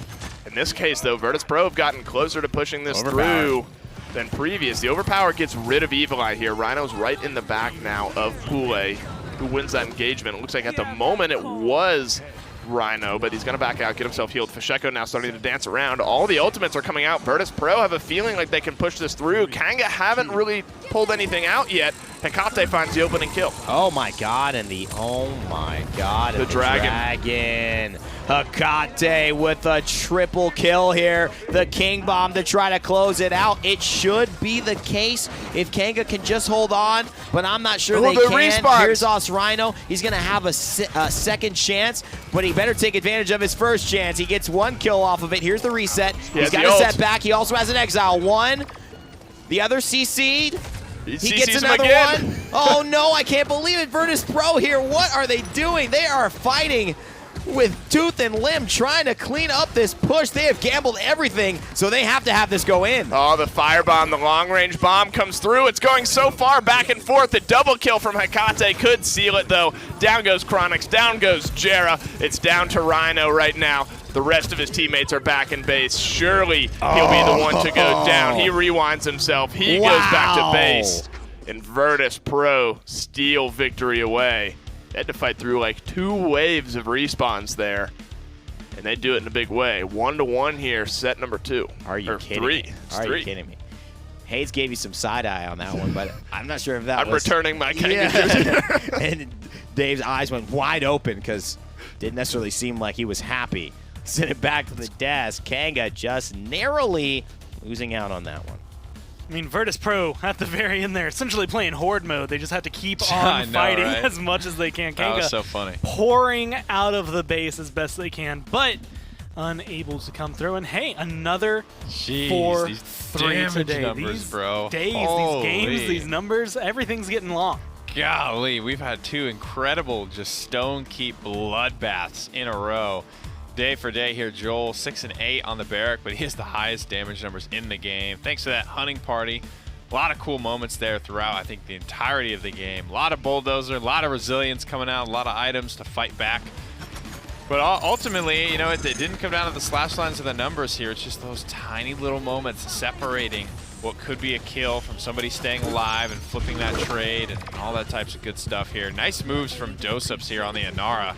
That's not a scent that you get to say very often, but incredible stuff there from him. He also broke 100k damage on a character that's not very easy to do. And this is, I think, the area where things get a little close, right? Those, again, going back to what we had said kind of pregame, this looked phenomenal from Virtus Pro, and this was Kanga's map, although there were shaky moments overall, right? I mean, right there, you're looking at it, it's over 20-minute game, and it does come down to Dosups making some dope plays to be able to finalize and lock them through. Jeez, Then you go to Frog Isle, last similar length of time, 4-3. But between these 2 maps and then, again, Warder's Gate, which is banned by Virtus Pro, those are the best that we've seen Kanga perform on weeks and weeks and weeks. So yeah. Now is when we take that step into, not necessarily unknown territory, but this is where you have to be able to keep it up. Like, in my eyes, you almost have to win this next map as Kanga to cement yourself in this set. Right, they're taking each other's map picks at this point. I don't know what we really expected from Kanga today against Virtus Pro, but just because of Virtus Pro. Not really anything Kanga's failing to do, but Virtus Pro have been on a hot streak at the moment. They are doing very, very well for themselves, definitely on an upswing. But this is close, this is contested, both games, Frog Isle and Stone Keep going basically the distance. Almost every game today feels like it has gone the distance. One of the longer ones in the realm for sure. Well, I mean, 4-2, 4-2. This one, minimum 4-1. Yeah. Whether, and that's assuming one of these teams can crack down. We're going over to Brightmarsh, and that is going to be an interesting flip. We just saw Pip come through. This is one of the maps that he tends to be picked on, as well as the Bomb King. Amani has been interesting on this map when we saw it during the NIP set, because it was one of those awkward areas where it was just, you don't you don't really have a safe place that's close to the point to No. ult, so you have to be very careful where you pop that. And I think it was actually very often we would see it get popped, and then Bittner would almost always go around and flank Yeah, it. and you can kind of read where it's coming from, right? Mutu would Yeah. hide in a couple of, frankly, pretty aggressive corners, but Tenor did a good job sort of reading where the Dragon was coming from and how to safely rotate, like, counterclockwise to it. As it was Yeah. coming around, he would be just sort of running away along the same path that it would need to take to get to him, so able to take that down, deal with it fairly effectively, and as a result of that, Pip will take a seat for this game. No longer in the pool. Genos has been seeing a lot of bans this set in both games so far, forcing these support players to dive a little bit deeper into the pool, but it won't be the same trend set here by Kenga as they keep the Eevee sitting down. And against the best Eevee player in the world, I mean, that's something you just got to do. Don't blame them for getting rid of it. It's, again, you kind of had to pick your punches. Do It you want almost to try looked to like grab Vex the was Eevee? saying to Fasheko, like, oh, it's all right, bud. Like, Honestly, and Fasheko's getting like visibly I frustrated at this wouldn't point doubt by it that. when he's just like, they're banning me out. Like, I can hear Fasheko yelling about it now. Because these aren't the most EV maps either. But it's such a character that if you're nuts on it, you just kind of do what you want where you want. And it's going to be all champions are better on some maps than others, but Eevee is one of those special ones where if you're good enough, you can make it work on Pretty most much anywhere. places. Not a lot of Frozen Guard Eevees, but you know, never say never, I guess. Well, Atlas is going to be the first pick. Makoa Torvald, the standard second pick bans at this point. I don't think I've ever... Or that's not true. I've seen slight variation in those two. Earlier we saw, I think, a Khan ban, or an Atlas ban, sorry, instead of the Torvald. And, of course, then Torvald came through, won a game, barely, but won the game. So Atlas, Khan Genos there for Virtus Pro was actually a very solid draft for them. Oh, definitely a solid starting point. Hopefully Atlas can carry his weight. And that's one of the cool things about it is, like, yes, he's being highly prioritized. And at this point, it's almost like, well, he may not be your number one in your hearts. You might be a big Khan player, and you might still love Khan and want Khan, but if that's just the way that it's shaken out right now, and that's what you need to be running, it's still pretty scary, in my opinion, to give up that Khan Genos, where it feels like, you know, he has incredible cooldowns, but there feels like there's a lot of room for error on Atlas if you're not playing it well. Well, Atlas, Amani on one side once again, now with the Bomb King, which is a great map for him. Comfort, and I want to say maybe some of the things, specifically the Pip, which again is what we saw earlier, kind of give a lot of trouble to Zamani since that was banned out. Maybe opening the door for Kanga to have some success being with this draft. They banned both of, like, very the nice. good flankers on Bright Marsh, and I'm talking about Pip and Eevee here specifically. Both of those characters would provide, you know, something for Amani to struggle against, something to dive her, and with Cassie locked in, I don't know how likely it is that we'll see another flanker come through for VP. What else does Fasheko really want to play at that point? He might be on like a Xin or something. I don't really expect an Androxus from him. Fasheko's champion pool is being attacked at the moment here with Pip taking a seat, with the Eevee gone, with the Bomb King taken. A lot of stuff to be answered, a lot of questions for VP. Well, Ying coming back in this time for Kanga. We saw that in game one. You had mentioned Jarab kind of being one of the older players in the game, in the scene, or at least with a lot of veteranship under him. Not hesitant to pick up something like the Ying.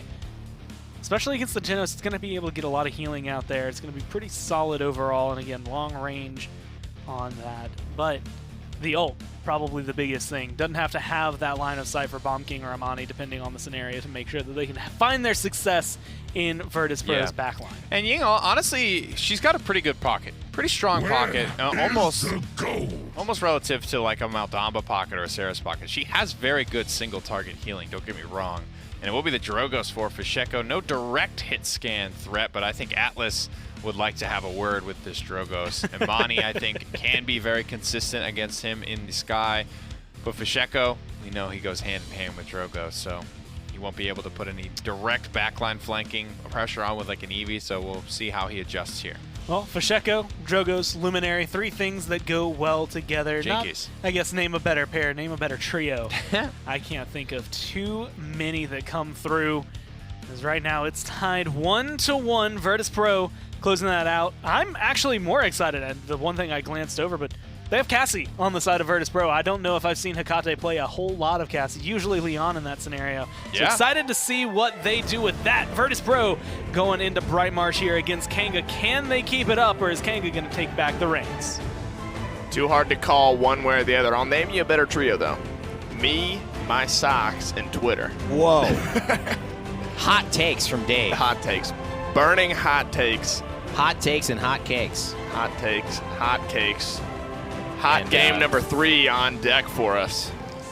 You know, I respect the commitment to the daily sock. I'm running. You better not. I'm like. Because you said you had about, what, 3 months of content or something? Yeah, I mean, that's fair. months. That's a fair number. Yeah, you better not run out next week, dude. Mom, can we go? Hey, Mom. Can we Remember go that? sock shopping? Remember you wanted to buy me, socks and underwear? It's like such a mom Socks thing. for Christmas Hey, is man. becoming the greatest gift of all time. A good As pair you of grow socks. older, that becomes just clutch. Older and wiser. Older good and pair wiser. of socks. Don't have holes in them. So I'm not buying holeless socks of my own. That's for sure. Dosif finding the holes in the defense, however, here of Ooh, Kanga. all of them do. As Virtus Pro end up really dominating this early round. Fishy should Ooh. clean that up on Chronix. Yeah, great use of the mobility of Drogoz on this map. One of the things about it is that you typically look at some of these hit scan matchups. You look at Atlas and you look at the ability, even even of Yank to pressure out. But Bomb King struggles a little bit with Drogoz here. There's a lot of line of sight breaks, and it's very Drogoz player dependent in my experience from what I've seen, what I've played, and what I relate to. But I think Drogoz really does well on Bright Marsh with the top tier Yeah. player, and Fishy is certainly that. I think that is to say the least. Unfortunately, trading out his life. They traded kills there, actually. That's Rhino gets Fasheko. Fasheko gets Rhino. Kanga are going to benefit, though, from a second kill coming through from Chronix. So now we get to see him try his hands at the Imani. Exciting to say the least. Virtus Pro on the back foot here as their offensive push stalls out a little bit. Cassie Ultimate's going to find them some vision. The Dragon Punch coming out. This is an aggressive Dragon Punch. Who's his target going to be, though? Decides to peel back. Does not find anyone. Cool down back to 30%. I mean, it's a very smart maneuver for him because, this is the damage that he's gotten as a result of it. Through the body blocks. Look, about 2,000 and 1180 hitting for that, which is very, very dangerous as well. They're going to have to back off because this Luminary Drogoz is something to be afraid of. Still a minute 20. Makes you shake in your boots. There's a shake in my boots. There's a shake in my boots. That's exactly where I went to. But there's also just a dragon in the sky. Kanga Esports here with a little bit of a chance to stabilize. Rhino's been 3 games on this Atlas, and it's been pretty good. Yeah, it has been. I mean, game 1 goes largely in their favor. Game 2, unfortunately, not the same way, but he's been kind of the shining light in some of the darker moments here. Kanga starting off very well on the defense. I wouldn't even call it starting. They're almost done with it. 43 seconds left. Evil Eye with a couple. Nearly off the map. Yeah. Chronix, though, he finds another.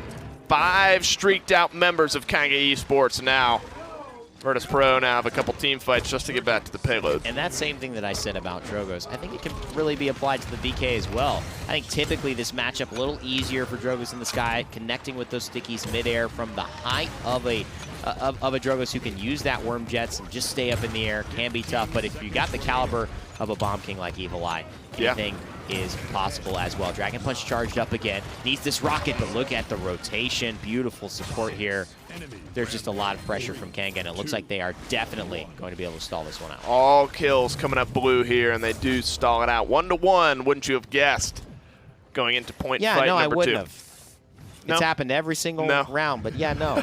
Surprise. That is off the board here. No, I was gonna ask yet again for a payload push update. I still think we're yet to see a successful push in the set so far. The teams, they got the point fight figured out and they got the defense figured out. I said it last game. I'll stand by it. My bold prediction. Yes. Here's a piping hot take, fresh out of the oven. Woo. Hotter than your hot take about your socks and the PPL. Well, that's about as surefire of a take as yeah, you get. that's there. So, okay. we see a payload push this map. Bright Marsh ends Hot on take. a payload push. Hot take. Watch out. Don't burn your hands on that I one. didn't know Amani's Dragon was flying right now because Don't. I feel like I just got burned by some Frostfire here. Well, she's not going to be flying for very long. I saw 4 wreckers up for Virtus Pro. Going to melt that one right away. Here's the Seismic Crash, though, to get things started. And the Dragon Punch coming from the backside. They spotted it out right through the nice circular window. Who's his target going to be? It's going to be Jera. Evil Eye falls as well. He finds one, though, before heading back to base. Virtus Pro get the better end of that one. Fishy's low, though, 107 health. The flank's coming around. Amani's going to clean that one up, but Atlas, he gets sent back in time, back to base as well. Virtus Pro, they're the ones on the point, though, at the end of it. And that's the impact of Atlas, I mean, and Rhino. I mean, he was the one who actually put Fishy down to about 1 shot. He was about half health. He could have dueled out with the Amani, especially if he did know where she was and he had a fire spit ready. But, man, Rhino just did so much for that. Joel's jumping back in. Dosip's on the barracks. He's going to have to duel here. Shield goes up, and the first rocket boots. He's got fail safe if he drops below that 30%. Here's one Dragon after we just saw the other, and no Dragon Punch available for this one. It's going to be the Dragon taking out the Dragon. Oh, boy. Killing your own kin. Yeah, your own kin going down. That's, I don't know. That's mean, to say the least. Well, if we couldn't draw any more parallels to Game of Thrones, killing your own family members, let's chalk that one up again. We saw a dragon. Wait, no, we can't talk about it. We can't. I mean, we even saw a Dragons kind of messing around. Actually, no, they end of last season they didn't really go down. You know, they didn't mess with each other. All right, you know, people, I'm going to spare more spoilers here, but if you haven't, all right, we're moving on. You can't help these lost souls who just refuse to watch it. Can't help it. You can't help it. This could be it, though. This could be Kanga able to push it through. Unfortunately, my prediction's not looking great at the moment. 2 minutes left. Kanga have not made much progress here on the payload push. The Scout is available. Hecate starting to come alive on the Cassie as well. The Dome Shield, Dragon Punch, all coming back online. Kanga pretty close to having 4 ultimates up as well. But if history has taught us anything, this one's going to be a strong defensive stand here from VP. Well, notably, we're seeing just both of these new champions come in, have a great impact, be on opposite sides typically. And that's where these threats are being nullified. It's almost as if, you know, as quickly as you can slice us up, we can slice you right back. When we get a great push, we're going to get pushed back because we lose the momentum. Maybe we sacrifice someone to get that final touch. So there really hasn't been any cohesion as far as having dominance in a round. Right. It's just been so contested. Unless you're telling me these two teams are this even, and it is possible. It just feels like the directive is just allowing for a little bit more of chances to take credit for what happens here rather than truly having their game plan down as we've seen from some of the other teams. No, I think that's a... not that they're not well coached, not that they don't, but there is a form of scrambling, playing with the moment here. You know, we did see a payload push on Stone Keep that ended the game. I was just thinking about that. Right. Sorry, I derived completely from your point, but I was just thinking back. No, you're fine. It was a very close team You might fight. see it here too. Very close. This one's close to going through as Oh, well. look at Ultimate's that. ready for both teams. A rewind gets the Barrack out of contest range, and it just rolls right on through. You know, That's a 1-kill payload push.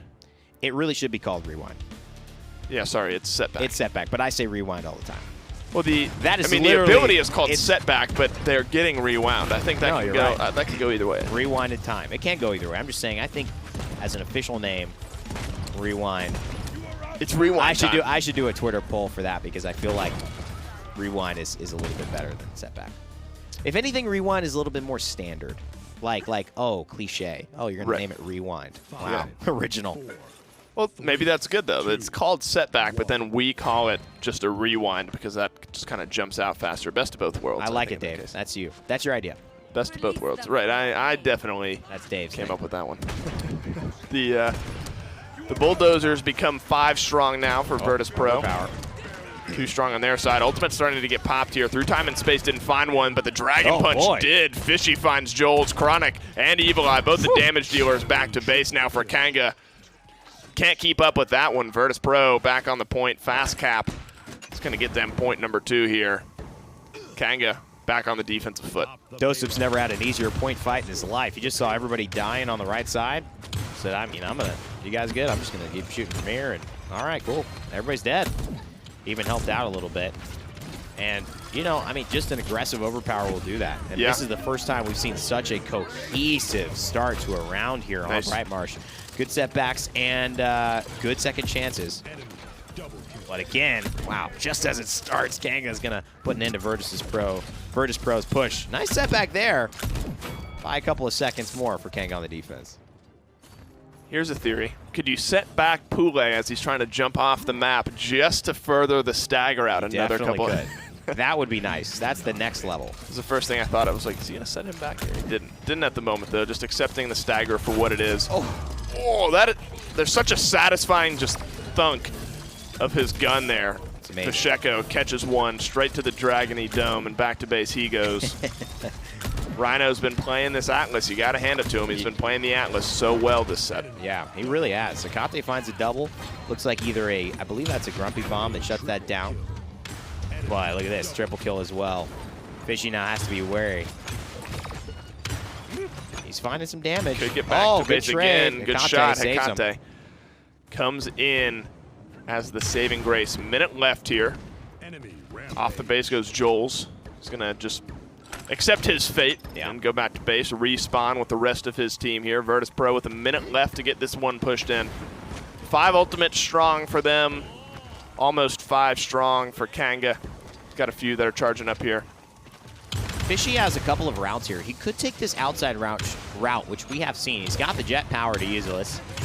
Let's be real about that. But my goodness, Rhino has been the absolute answer to this Drogos. And you can't always count on it, but Rhino is playing at a very, very high level on Atlas. He's getting so aggressive. We see time and time again where he's willing to just walk around the corner. He realizes that you can when you have the ability to give yourself a second chance literally and go back. Yeah, that's a big thing. That allows for a little more open and free play. At the moment, though, Kanga gets swept. This could go through for Virtus Pro. The staggers are good enough. The payload is going to be coming up over this crest here. It's going to come down to one final team fight. Both teams, 5 ultimate strong. The wall comes up to mitigate a little bit of damage. Rhino getting aggressive yet again. Second chance puts him back to full health. Here's a seismic crash. It's only good on to Doe, but there's no follow-up. And the problem is the big game buff, the debuff, so to speak, it lasts. Even though you have that second chance, it doesn't cleanse anything. So still hitting him for 1,100. Hecate doing so much damage and at least buying some time. Poppy Bomb not going to kill, but Grumpy Bomb will stun. Wall up. Rocket Boots, extra shielding, Evil Eye knocks it in the air, doesn't come down. Chronix, double kill for Hecate. Looking like a triple kill for the man from Latin America. They're going to tie it up. And they're going to go into another 3-3. Yet again. Are you kidding me, right, Meow? I can't believe this. I mean, how do they do it? How do they do it? I don't know. 3-3 we go. It's going to be a 4-3. It's going to Believe be it or not. Bold prediction. How do you know it's a 4-3, Dave? Well, there's just all right. So let me weave you know you what? a tail. Actually, I want you to think about that. Let me spin you a tail. And give it to me next round, because it needs a lot of thought. Let me spin you a tail here. Let me spin you a tail, young fella. Sit down. Imagine have some one of those 4. Imagine one of those 3s changes to a 4. Gosh, it's game over. You are a storyteller, my friend. Keep sharing your gift. Let me weave you a tail. Let me weave you a tail. It truly has been the day of 4 3s. I mean, our second set of the day, there was a 4-0, a 4-2, and pretty much 4 3s across the board. Chronix getting back into Dragon form again here. The Dome Shield's going to mitigate some damage, but the wall is going to keep Doseps in the fight for the moment, though. The Dragon up in kind of the top area of the house right there keeps her alive just for a little bit longer. Chronix finds one. Jera with the second. And there's 39% for them on the fight. They win the fight, but are also standing on the point. This could be big. Kanga could find win number 2 here. They feel confident, Dave, that they can get back in there. Nice Poppy Bomb. Aggressive. Kanga. Ooh, so much damage. Oh, my God, you're right. And that's it. That's the healer as well. Joel's and Chronix popping off. Dragon Punch.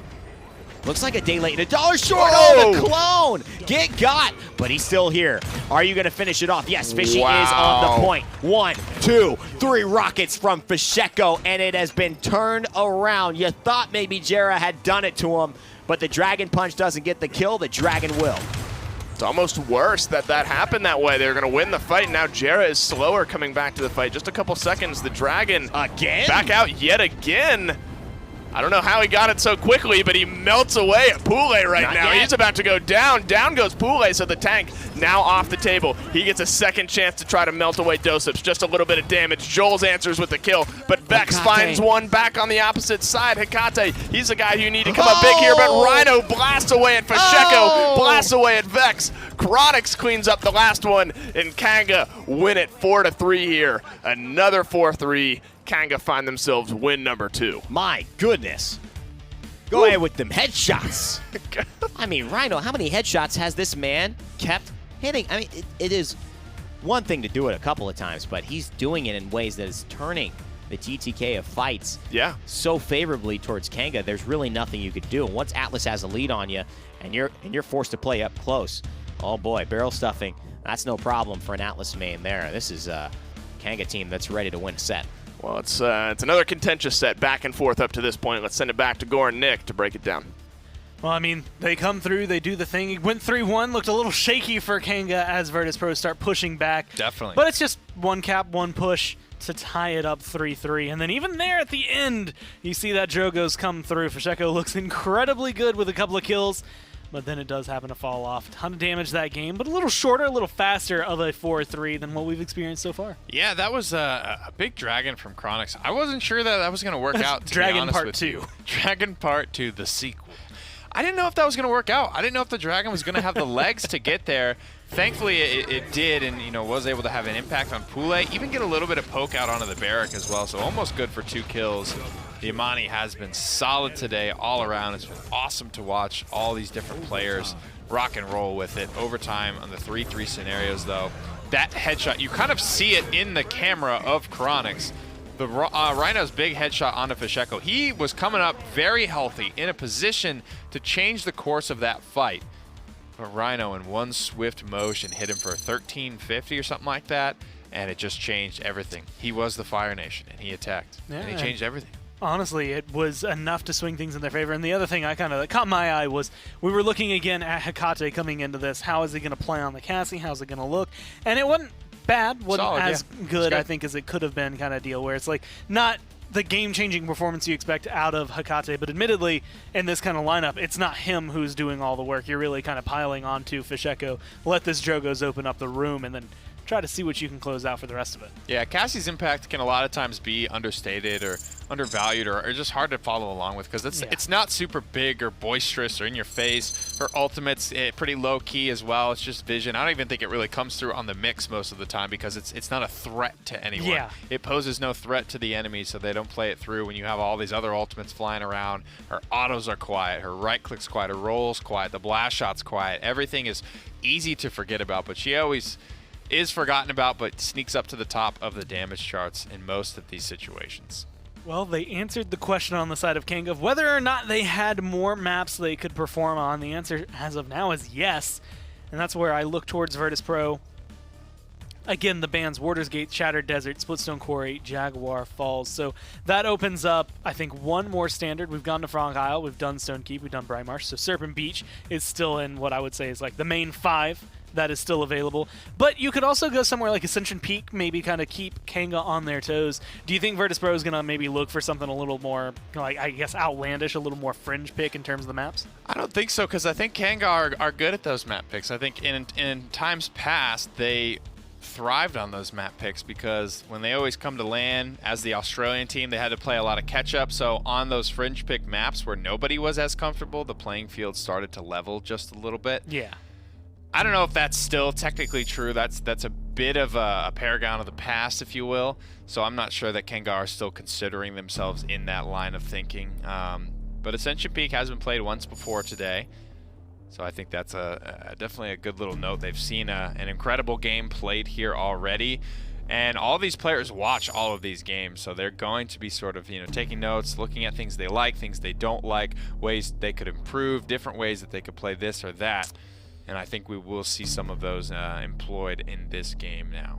So from last draft, Atlas did a pretty solid amount of work there for Kanga. Of course, the Imani also did, as well as the Bomb King. So looking at this Genos Con, this is kind of VP playing the fact that they can pick up the Atlas or the Imani, whichever one they truly want. Yeah. Do you think this is a worthwhile ban? Like, get rid of the Atlas now if you're Kanga? I think it'll be Atlas, if anyone. I don't know that they will get rid of the Amani here. I But think it leaves Torvald open. it does leave Torvald open. That's a conversation that you need to have with yourself. Oh, okay. And they leave them both open. That's the way to do it. That's the way, as second pick, when you leave both of them open, VP can only get one of them. So leave as much in the pool as you can. You could take 2 power picks in the second phase of the draft. Now VP have to ask themselves what they want, and the answer is the man out of time. I actually like this personally just because when I think of Atlas plus Wrecker, I don't see Bubbles lasting very long in front of him. I feel like he's going to be able to pop those incredibly fast, True. especially if it's a headshot. So between the two of them, I think that trade is worthwhile, but it does depend on Kanga and what they run with that Torvald, if they choose to go for it. Otherwise, they might just skip over that entirely and kind of give Virtus.pro that I think choice you of can who leave it want. open, to be honest, man, because with Atlas, I don't think you can run Atlas Torvald. I don't No, think you'll have I a don't- presence not- on the point. Definitely not comfortably. So I think Kanga want to go for something like the Khan here is a big one that's still open for me. We dwarves are natural Maybe even fighters. Barrett I Khan just here. I hope don't you know if lads they leave can Khan keep open up. through this phase. Oh, Khan's banned, excuse Yeah. me. So Ash may be the next closest thing, and they're going to go for an early Amani. I mean, it did well for him last game. Might as well go ahead and grab it. Unfortunately, it does kind of skip over what I would say is Evil Eye's pickup for this one. Instead, we get the Bomb King on Virtus.pro, probably going to Fishy himself right there. And they grab the Torvald, so maybe not having the full point effect that they would like, This is but going to still be having the interesting, bubbles. man. This is going to be very interesting to watch. They don't really have that traditional point front line. I don't know what they're going to be looking to do with Atlas. You have to imagine out of these two old men, Atlas would be the guy that is looked to do it. Do you maybe not take Temporal Divide so you can have a lower cooldown stasis field? I don't know. I mean, there's a lot to be talked about here. We haven't seen it run that way just yet. Virtus.pro setting themselves up to blaze a little bit of a trail. But you do have Torvald Bomb King, right? That's an inordinate amount of pressure. Maybe you don't need a defensive point frontliner if you are constantly setting the pace and spearheading the aggression around this map. You know what I'm saying? Yeah, I mean, it's going to open up a lot of doors for them to, again, to navigate through the map. Again, we're going to Ascension Peak, as you see there on the screen. And there's going to be the Leon this time for Kanga, more than likely going to Chronix there. Although it could really bounce between either of the two of them. I'm not sure which one Evil Eye wants to pick up, or if maybe they're going to do a full flex and have a triple DPS I don't know. It's good. That's a good question. Chronix just played it, but that's definitely a good question. I think it comes down to maybe it will be Chronix because on a character like Cassie, right? That's the one you feel good about either guy playing. Yeah. She fits. It's when you have a between. character that's as new as Amani is, there's only so many hours to practice with it. So you kind of want to get the guy, how like we talked about with that triple frontline comp from NIP, you kind of want to keep Diggy on the Atlas there, right? Because he's been the guy that's been putting the hours in on this character. And when it comes to Amani, I don't know who, I assume, based on who played it already, Chronix has been the guy that has been putting the hours in on Imani. Leon is a fairly vanilla damage dealer. I don't think there's too much of a trick to her. You kind of hit the stuff and you're good to go for the most part. But positioning Amani, where do I launch my dragon from? How do I manage my long cooldowns? That type of stuff, especially with only a week of experience, you got to be careful with who you ask to play it. Well, Ying comes in there for Vex along with the Cassie there for Hecate. Ash locked in last there for Kanga. Definitely an interesting twist of fate since she used to go first all the time. Either side you're leaning a little more towards? I'm leaning a little bit more towards Kanga here, but I am a little bit convinced because it's Ascension Peak. That point can be run by a little bit of a less defensive front line, but I can't wait to see how they rock it. Well, we're going to have to see how Virtus.pro handles the Atlas Torvald, and if Kanga can maybe break it down, let's go down to Dave and Nick and get there. Not even Dave and Nick. Hello. Now I'm doing it. It's Dave's me. infected me. Dave and Evan as they jump in. Why is it always poor Evan? Evan, I love you. I'll never get your name wrong, man. Take it away. Oh, it was Gore. Yes! It's not just you. Yes! It's not just you. Woo! I don't know what it is. Something about me, man. I'm The like monkey a is off. phantasm. The monkey's off my back, though. Sorry, it is. Gore. It's a curse. It's on to you now. It's got to go to somebody else. Come on, Gore. It's just like 8 hours of broadcast, bro. What you tripping on? I'm gonna head to Ascension Peak here, though. That's got to feel like you got to feel vindicated. Oh, I at do. this That's moment. absolute. That was not. That's just the like, only thing you needed to lift you up. That wasn't in this like moment. that wasn't a meme. Yes, that was like a my soul is elevated to another level right now. So I appreciate Dave that. and Nick. Wait, what? Yeah. It's so funny when you really think about it, because Nick is always right next to you to everyone when they say that. Well, the question is it a slight on you or on Nick? I don't think it's a. Personally speaking, I don't take it as a slight. It's not a slight on anyone. I don't for take it as a some slight. Reason, I never have. For some reason, I don't. It's one of those inexplicable mysteries. We'll have to of the do universe. some Freudian psychology to figure out why. It's a mystery of the universe. They could make one of those, like, you know, those adventure hunter shows where they go into the Mojave Desert and search for, like, they could.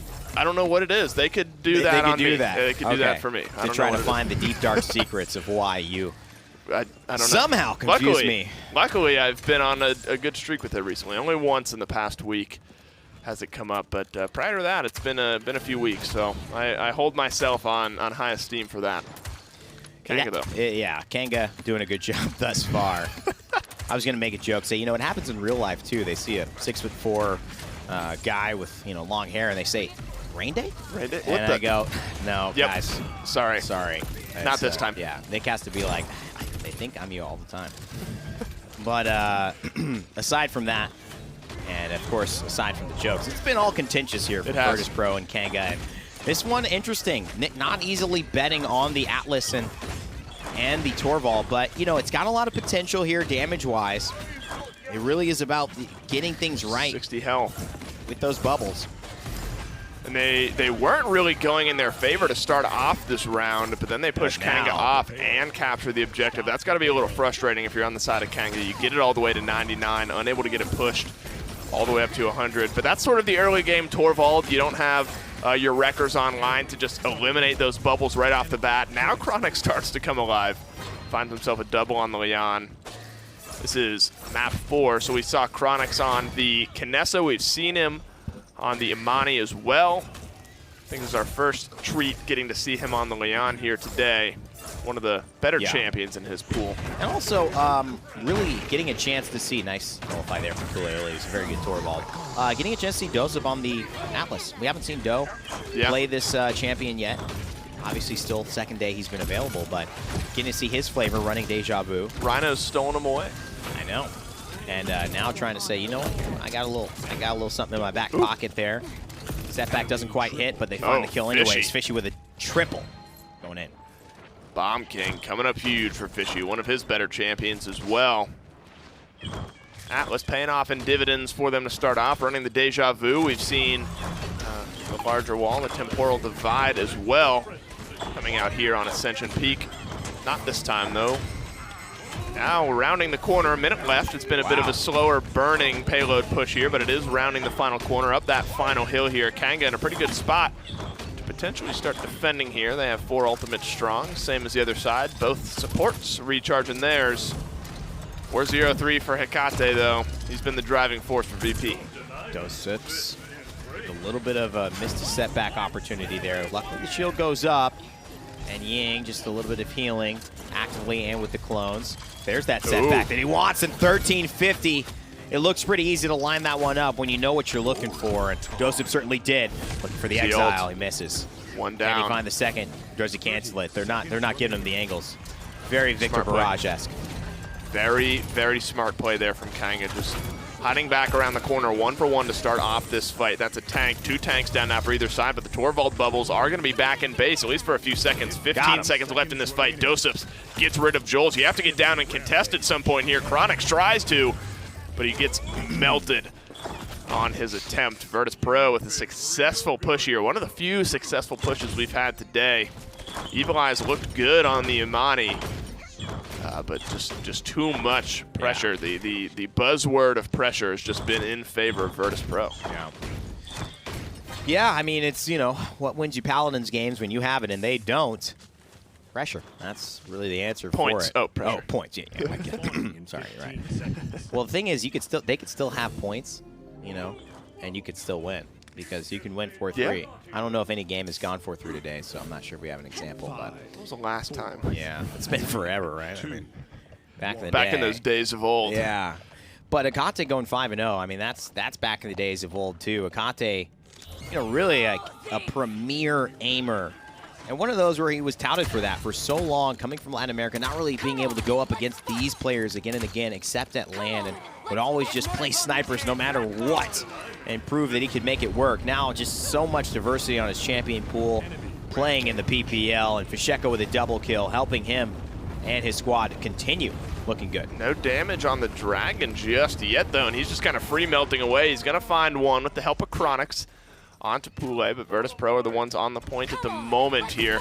Finally, the Rhino banner comes down, but back out he goes. He tried to use it a couple times in the previous fight, was unable to do so. Kanga have retaken the point right now, though. Virtus.pro able just to back off. That's a nice Dread Serpent onto Fisheko and onto the Atlas as well. Dosip goes back to base.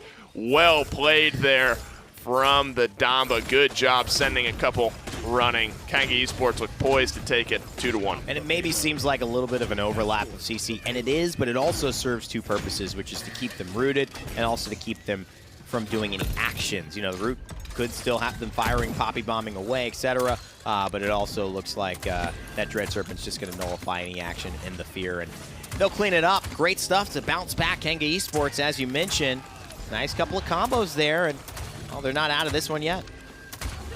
Well, a 3-0 is not a 4-3.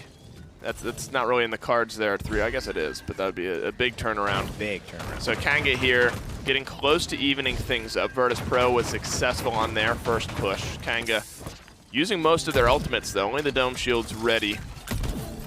Pretty much everything except for the King Bomb on the side of Virtus.pro. So they have some utility if they choose to use it on this defensive end here. But Kanga's not really able to get out of this point area.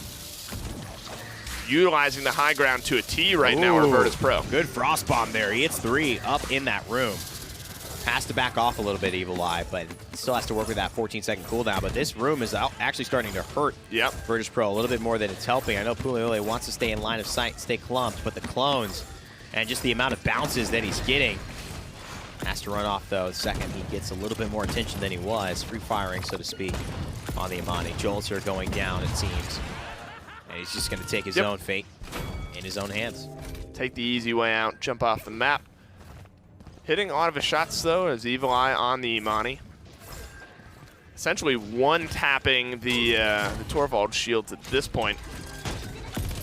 So the Wrecker's starting to come online for them. There's a Temporal Divide, just going to buy some time for Virtus.pro now. 40 seconds left. Time is running out for Kanga to try to get this one pushed through. Evil Eye gets hit in the back just a little bit, keeps himself alive. Fisheko's going to get the worst for wear in this fight. Kanga with a couple now, get back to the payload, maybe get this one pushed through. Still 20 seconds left on the clock, Evan. 21 seconds. As you mentioned now, just about to go down for another one. It's 15 seconds remaining. I mean, almost impossible for these two teams to let anything be easy between each other, huh? They are battling for quite a lot. Virtus.pro to stay up in that high echelon, because a drop here would definitely start to almost have Virtus.pro and Kanga maybe looking to switch roles very soon as far as kind of where they're standing. Kanga looking desperately to do so and proving that they are the team right now to beat. As far as this set, they're up. Trying to fight back.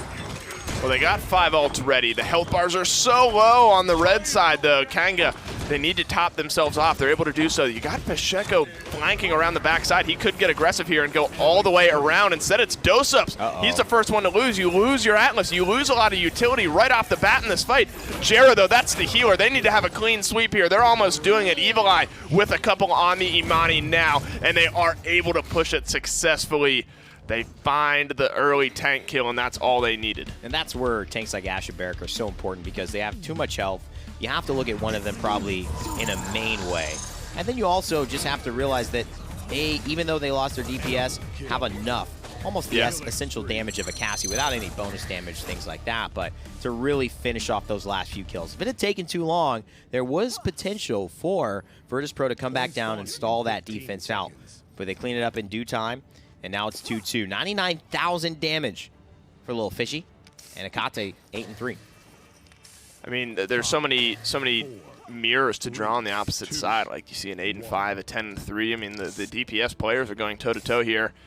Wrecker 3, Wrecker 2, Wrecker 1 online for Kanga, getting rid of those Torvald bubbles as fast as possible. obviously highly prioritized here.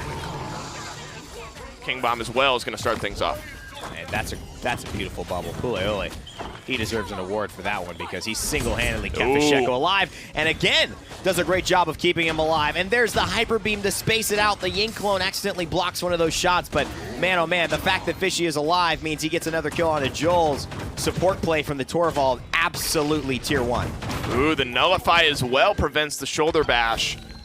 And that stuns out, that staggers out the Ashe now in this case. The Dragon coming through here for Evil Eye, trying to see what he might be able to find. He's gonna find Jubes. He's gonna find a little juicy target here on the backside. Not able to get the kill, able to find some damage though, but Joel's is gonna catch the butt end of a fight with Fisheko here. Overtime starting to tick away now for Virtus.pro. 99% on the point here. Kanga need to find some picks. They're able to find one here, but they need to go now. I was going to say, I mean, Doe almost literally 2v1 Imani and the Dragon, but he ran out of cooldowns eventually. Great play to get that threat off and only sacrifice one member. And Kanga Esports now 63% with a big ult gone, and maybe Virtus.pro about to start getting theirs back because they did use theirs earlier. 88% on the Illusory Rift. Scout ready and available. It's going to activate. They've got vision, and what do they do with it? The rewind is going to get Joel's just a little bit less healthy. Doseps and Chronix answering each other back 1 for 1 though, but now Doseps starts to come alive on the Atlas. Make it 2 for him here in this fight. He needs to find some targets. He needs to find some chunk damage. That's a mass rewind there for him. It sends Evil Eye back in time, back to a lower health state, and back to base here. So many grouped up, so many low health targets. Virtus.pro win the fight and win point number 3. And it really hats off to the 2 frontline players in this one. Fisheko gets kills, but it's only because Pule keeps him alive. Hakate's been playing fantastically, but Doseps isolating the Imani Dragon, wasting all of that time, getting the kill on the Dragon, and then also really forcing Imani to pay so much attention to him, coming back and then having those big couple of kills towards the end. It's just fantastic play, and now they have a chance to go ahead and tie this set up again. That's what they're looking for. They're looking to get this payload pushed through. Getting Rhino down is going to help the payload move forward a little bit. They trade out Pule, though. Watch this. In the meantime, Dosep gets stunned up, rewinds himself to full health, gets a full reset on it at the moment. His ultimate's ready if he wants to send some people, I guess, nowhere in time. He wants to freeze them right where they're at. Might not need it, though. Doseps gets rid of Joel's. This could go through if the kills start to get staggered. And here it is. Here's the Dragon. That's how you know they really want to settle this thing down. And he's trying to find the right angle before he heads over because Stone in the trees. Bulldozer, man, it really hurts this thing. 7,500 health, but the scaling on Bulldozer is just absolutely ridiculous. So when you get those level 2s and 3s and multiple people, they're going to feel the heat. Nice little setback as well. Deja Vu, the choice for Doseps today. 1:08. And another Dread Serpent here. Ooh, good Dread Serpent. That's going to set up Chronix for a nice double. The Leon needs to start coming alive here. Make it 3 now in the fight for the young Chronix on the Leon. He answers the shoe phone, and he answers it with a triple kill. Evil Eye answers with kill number 4, though. There's still 50 seconds left, though. Don't get it twisted. There's still plenty of time for Virtus.pro to get back onto the payload, and they used so much on the side of Kanga. And you know, they lose Fishy there, but they also lose Chronix. And luckily, Akate is able to be taken as almost collateral damage because they're very far away from the point. Getting a couple kills here. This is dangerous territory. If either of them die as a front line, they're going to lose a lot of this. Look at that, though. The Frost Bomb to seal the deal. It looks pretty good now on the zone terms. That could have gone bad for Kanga. They win the initial fight, but use so much to do it. And then it almost looked like Virtus.pro is going to be able to answer back, but some crucial kills, some crucial Frost Bombs from the Imani seal this one up. 5 seconds left. They're going to get some kills, but they have a long way to go in order to get a touch onto it. They're not able to. Hey, Evan. It's going to be a 4-3. Hey, no way. Wow. I'd love to see the items here. Let's take a look at the items going into the last point. I'm feeling like there's a morale boost, and there's not. So, I mean, Evil Eye really out here charging his Dragon. No morale boost, like every 5 seconds. You know, we went back to the room after the last game, and I asked the NIP guys, I was like, did you see how because it was on Brightmarsh, his Dragon basically came up twice in that final fight. And they didn't really have, I guess it just charges that fast. He didn't have morale boost then. It doesn't look like he has it now. So I don't know which direction or what he's doing really to charge that up so fast. What matters, though, is that it's back and it's ready here for this final point fight. Yep, that is what matters. That is indeed. what matters. Indeed. Just a marvelous thing. Hear my call. And again, the dragon will come out to play. Hear my call. Man, Got some good voice lines. got some very good voice lines. Imani, she's a badass, that's for sure. Chronix. To the left here. He needs to find some damage. He's not going to get any kills. He's so low, but he melts away Pule. Down to about half health. The Illusory Rift is going to top off some of those blue health bars here. Rhino's going to be the one to open up the great kills here. kill. That's a good King Bomb onto Jera. The healer now back at base for Kanga. The kill starting to come out both ways. The Dome Shield's going to buy some time. Fasheko's so low, but he gets a the bubble. He shield. stays alive, but Evil Eye, he rounds the corner. He cleans that one up, and Kanga, Evan, they're the ones who are on the point. Hekate's in trouble. And if only Chronix knew it a little bit more, he should have just slid out and found 2 shots. That would have killed Hekate. Now he's been bubbled. Now he's back to full health. Sometimes playing a little cautiously might have hurt an opportunity you had to really secure this fight being over. That Dread Serpent, look at that. Hekate finds Jera. But Chronix finds Fasheko. What can they do here? Dosup's going to have to make some big plays. Can't. Kanga Esports. It's only Hekate. Looking in charge. It's only Vex. Hekate's now down. Vex has to make the big play. He's going to contest. Utilizes the clone. The shoulder bash gets him out of range here. But he's back. He's buying maybe just enough time for his team to get back onto this point right now. Overtime's ticking away. But the Virtus Pro respawns have come back. But they're not able to get a touch. Kanga is able to seal it. Another 4-3. This one goes in favor of Kanga. They are 1 win away from sealing our 3rd set of the day. Hayes a little smirk. I saw the side that. eye. Okay, things are looking close. They can smell the steak. They can smell it. It's 3-1 here. Kanga on the verge of taking our 3rd set of the day. Send it back to Gordon Nick. Steak dinner. That's what's on the mind for Kanga. That's At this what's on the point, though, line, they're taking their sweet time. You know, it's 6. Normally by now I'd have eaten. time. This is where like I'd have been done by dinner with that by now. Yeah.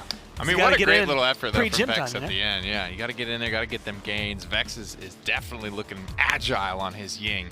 Really, really good touches by him, but just not enough down the stretch. Even with that, that could have gone worse for Kanga. They missed the fear, the only ultimate that they kind of still had dangling over VP there, but they maintained that advantage and they saw it through there on Ascension Peak. I mean, Kanga have done exactly what they needed to do. They stepped up to the plate and they are knocking it out of the field. 135,000 damage between the two. Chronix and Evil Eye, only 200 damage really separating them. A little bit of change there on the end. 16 and 11, 16 and 7, so Evil Eye not dying as often, but put himself in a comfortable position. You can see Fasheko there on Virtus Pro did pretty well numbers-wise, but it wasn't enough to pull things in their favor fully. Point control at the very end swung heavily in favor of Kanga. And Evil Eye, I mean, he did the work that his team needed on this Imani.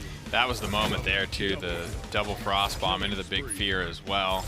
At a critical juncture, when Virtus Pro already had 42% on that point, they would have gone 3-0 up if they captured that payload, but Evil Eye and a little help from Gera shut it all down to make sure that Kanga stayed in that game. Even at the end, it looked like VP might have had cracked the code on how to convert against Kanga on Ascension Peak, but they even skunked that defense. Good little dragon from Evil Eye. I thought he looked solid on the Imani, and that was a big question. Was like, is it going to be Chronix?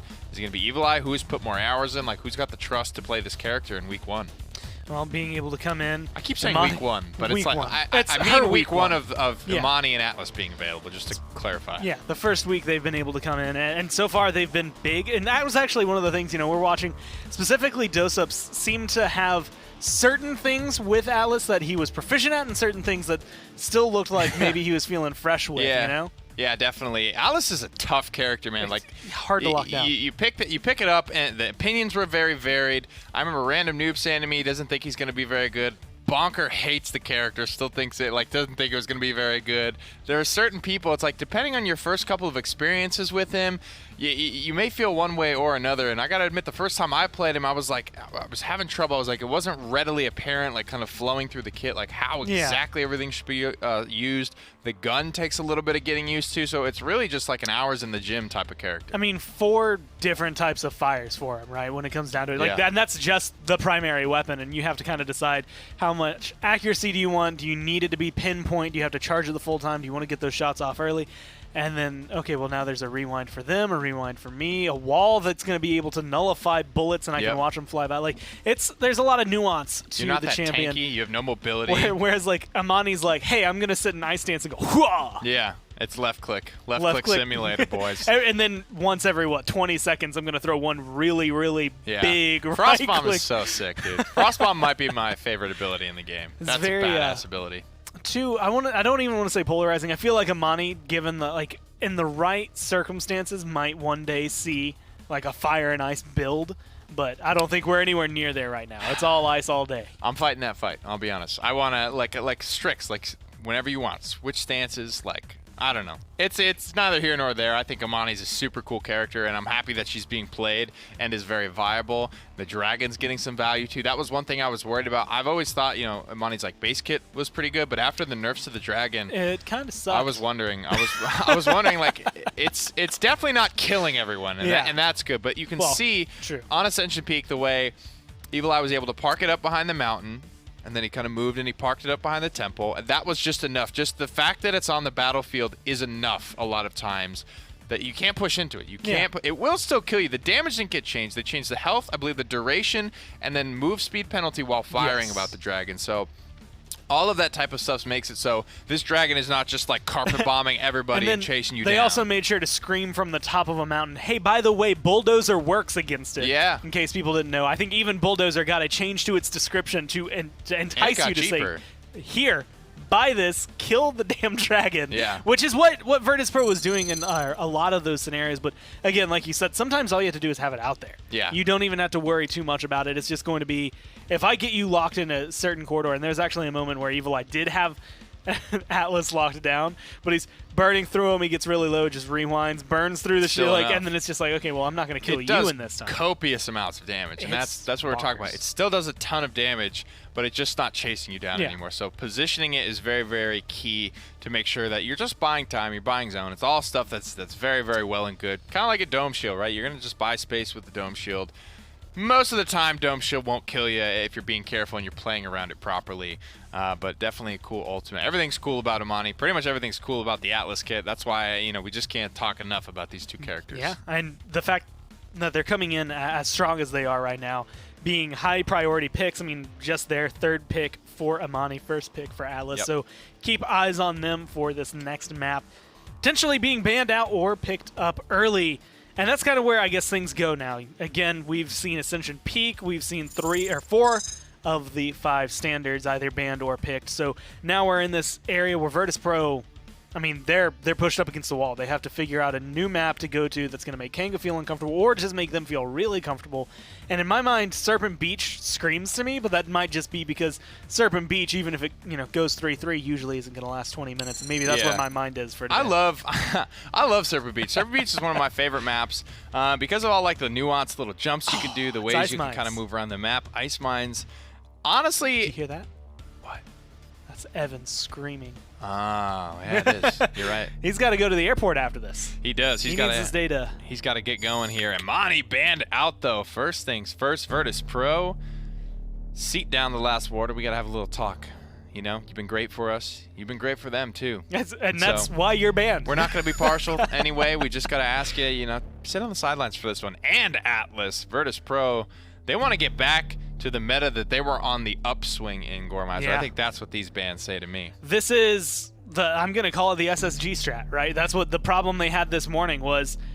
We can't play these two. We either aren't good with them, we aren't good against them. Just get them out of here. But unfortunately, it means that you're leaving something open here. Makoa's banned out. Torvald potential, you might have a Khan. Whatever gets banned here, Kanga gives up to Virtus Pro. And admittedly, Torvald's usually number 1 on this one. Actually, last game, though, didn't make, I guess, as big of a difference as he could have. And they're going to do the same strat they had last time, which is neither. You pick one, we get the other. Figure out what you want. Cassie, Genos, Torvald, Ash, Khan, all available here on this map. Torvald will be the first pick for VP. No hesitations this time. Khan for Kanga very, very quickly thereafter. Last one Into Barracks, so they do leave Genos open. Potential double damage amp coming through for Virtus Pro if they want it. Hug. Yeah, Genos not touched as of yet. And Vex popped off And with Genos last time. on this map too. Yeah, So that I mean, was- there's a lot you can That do. may have been one of the best plays, if not my favorite play of the PPL so far. That was so sick what he was able to pull off. Juking out an Ashe, staying alive after killing somebody with time and space. It was, whew, man, just about everything in the kit he managed to do flawlessly. Those are those moments you have to wonder whether or not you can rely on them to come on, you know, every game, right? Every moment you need them. Is it going to happen right now when you're down 3-1, or are you going to get a normal Genos game, right? Those kinds of things will make or break a set. That being said, like you said, double damage amp. Bomb Give King. them hell. He's going to hurt. And any other person they pair this with is going to hurt. But you do trade off a little bit. I mean, they could go Ashe here. They could go for someone to maybe dance a little more on the point for them. But Torvald, last game, got dealt with. away from Now Fernando's coming through. This seems like a very high, easy record game for Kanga. Definitely could be. They have the characters to do it as well. A little bit of damage amp of their own with the Tyra. Maybe a Xin or something here if they want to get real aggressive with it. At the moment, Virtus Pro don't have anything to really dive deep with, so they will be playing almost double backline. Unless this Bomb King, he'll play like the lower side, the little ski lodge area. Use this Torvald bubble to just like get himself momentum, get around the corner, maybe get in the enemy high ground. Where a Xin would normally be played, but Kanga definitely sitting on this pick for all. Xin has not been played, I don't think, at all today. They are hovering with Drogoz, and that is what they're going to lock in. It's one of those things, normally it'd be the, oh, well, they have Leon on the one side. Of course, it is Hekate. You can see him gearing up. He's ready for it. He's happy to see the Drogoz because he's going to be the one who's more than likely going to take him out of the air. But that's the thing, Ice Mines, Drogoz doesn't spend as much time in the air for you, so a little harder to lock down. Combustible probably going to be the talent here for him, so the Worm Jets. Do you think Drogoz is going to be able to bring it here when they need it? I think a big part of what Drogoz is going to bring here is like that way to either bait out Immortal or get the insta-kill really, really quickly. So they have Overpower as well as Dragon Punch, and that's two really good ways. If you can bait out, especially overpower somebody off, use a Dragon Punch to either get a kill, which is, I guess, best case scenario, or at least bait out the Immortal, then you open up Tyra value, or Tyra Ultimate to get some serious value. I think once you know that cooldown is down, when Tyra gets that late game Wrecker online, man, she is going to be chewing through these shields and everybody else, as long as they play it properly. So let's roll back. I'm going to look at the damage amp that they have. Torvald, Genos versus the Tyra Mark. Do you think a Bomb King with that amount of damage is going to just be, again, so Gotta much be there. DPS that you can't really lock him It's down? a lot of damage, Gore, I'll be honest. It is going to be a ton of damage. And Hit if him this with a 1-2 step all day? Definitely, man. And if Fernando is being played well on the objective here, it's going to be pretty damn hard to stop. There's so much that Kanga have to worry about playing against, and it's not super clear to me like what the Kanga win condition is. Like, what does that fight for Drogoz play out? Is he the win condition? Tyra marks somebody up, and then he just kind of pokes it out. Who's chasing that kill down? Because they're playing double backline as well. They don't really have anyone to dive aggressively into the Ice Mines backline and try and take somebody out. Maybe it has to be a Dragon Punch. Maybe it has to be something like that. Whereas when I look at the VP comp, I'm saying, well, Luminary Field Study Bomb King is a big, big problem that does not have many solutions. None in the early game and only one, and his name is Wrecker, that comes online in the late game. But even still, it's mitigation that you're worried about. It's still healing that you have to be worried about. It's still things that make Bomb King such a big problem. Yeah.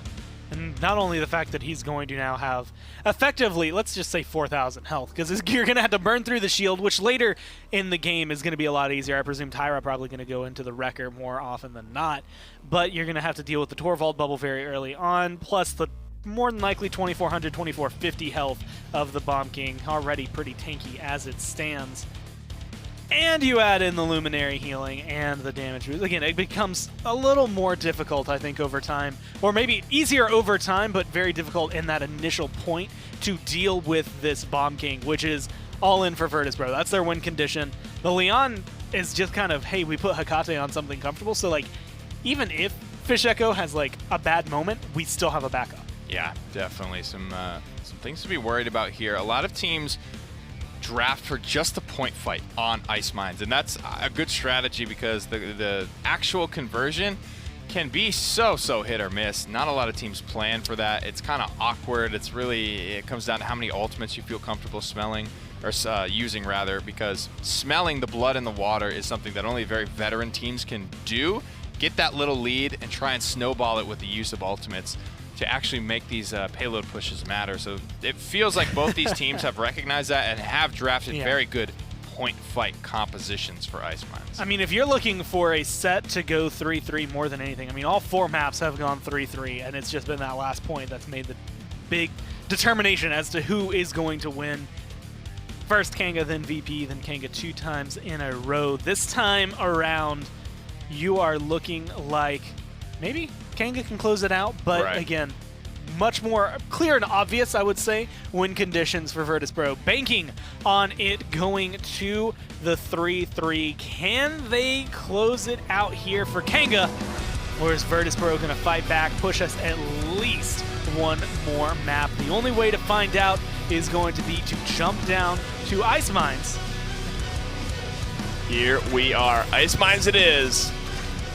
And, you know, if there isn't a map that screams potential 4-3 louder than Ice Mines, Yeah, but you know what? Because of the way the world works, it's gonna be a the clean only 4-0. This is gonna be the only one. That's where I was going with And that. it's gonna, I think so yeah, too. that's you know what? I mean, because that's just how the world works, isn't it? It's so funny. It's how the cookie crumbles. It's like, I think comedy is such a brilliant form of introspection and relatability because there's so much humor in the actual way life unfolds.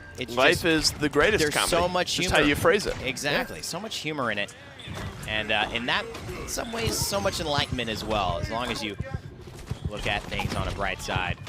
So I have to continue to remind myself of, and so do these teams at times. Things aren't always easy. And sometimes you are in the dumps, but man, you can't take away anything from these two competitors. No, they're going toe-to-toe all day today, back and forth. So many maps could have gone either way. Fasheko's going to start this one off with 3 kills in fight number 1. Make it 4. So that's that. Triple kill, and then 1 previous to boot. It's going to be that sort of game from Fasheko.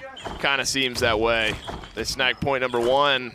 Now Kanga need to try their hand of defense. I mean, I'm jesting, but at this point, they got to be sick of playing each other. They're like, I really just don't want to play you anymore, Chronix. Like, Rhino, like, I love you, buddy. Like, well, let's grab some dinner, maybe grab some beers at one point. Maybe grab a soda if you're of that age. So Right. sody pop. But I'm Sody-Pops? I'm done playing you today. I need to finish this off. Sody pop. Couple sody pops. You really hit me with the sody pop today. It's that Friday feeling, baby. It's that Friday feeling. High on sody pops. That's right. Hecate, though, he's going to take this one a triple kill for himself, waving around, feeling good on the camera. They're on their way to making it a 2-0 to start off. Ice Mines here. Fasheko does it fight number 1. Hecate does it fight number 2. And they got some ultimates to boot here.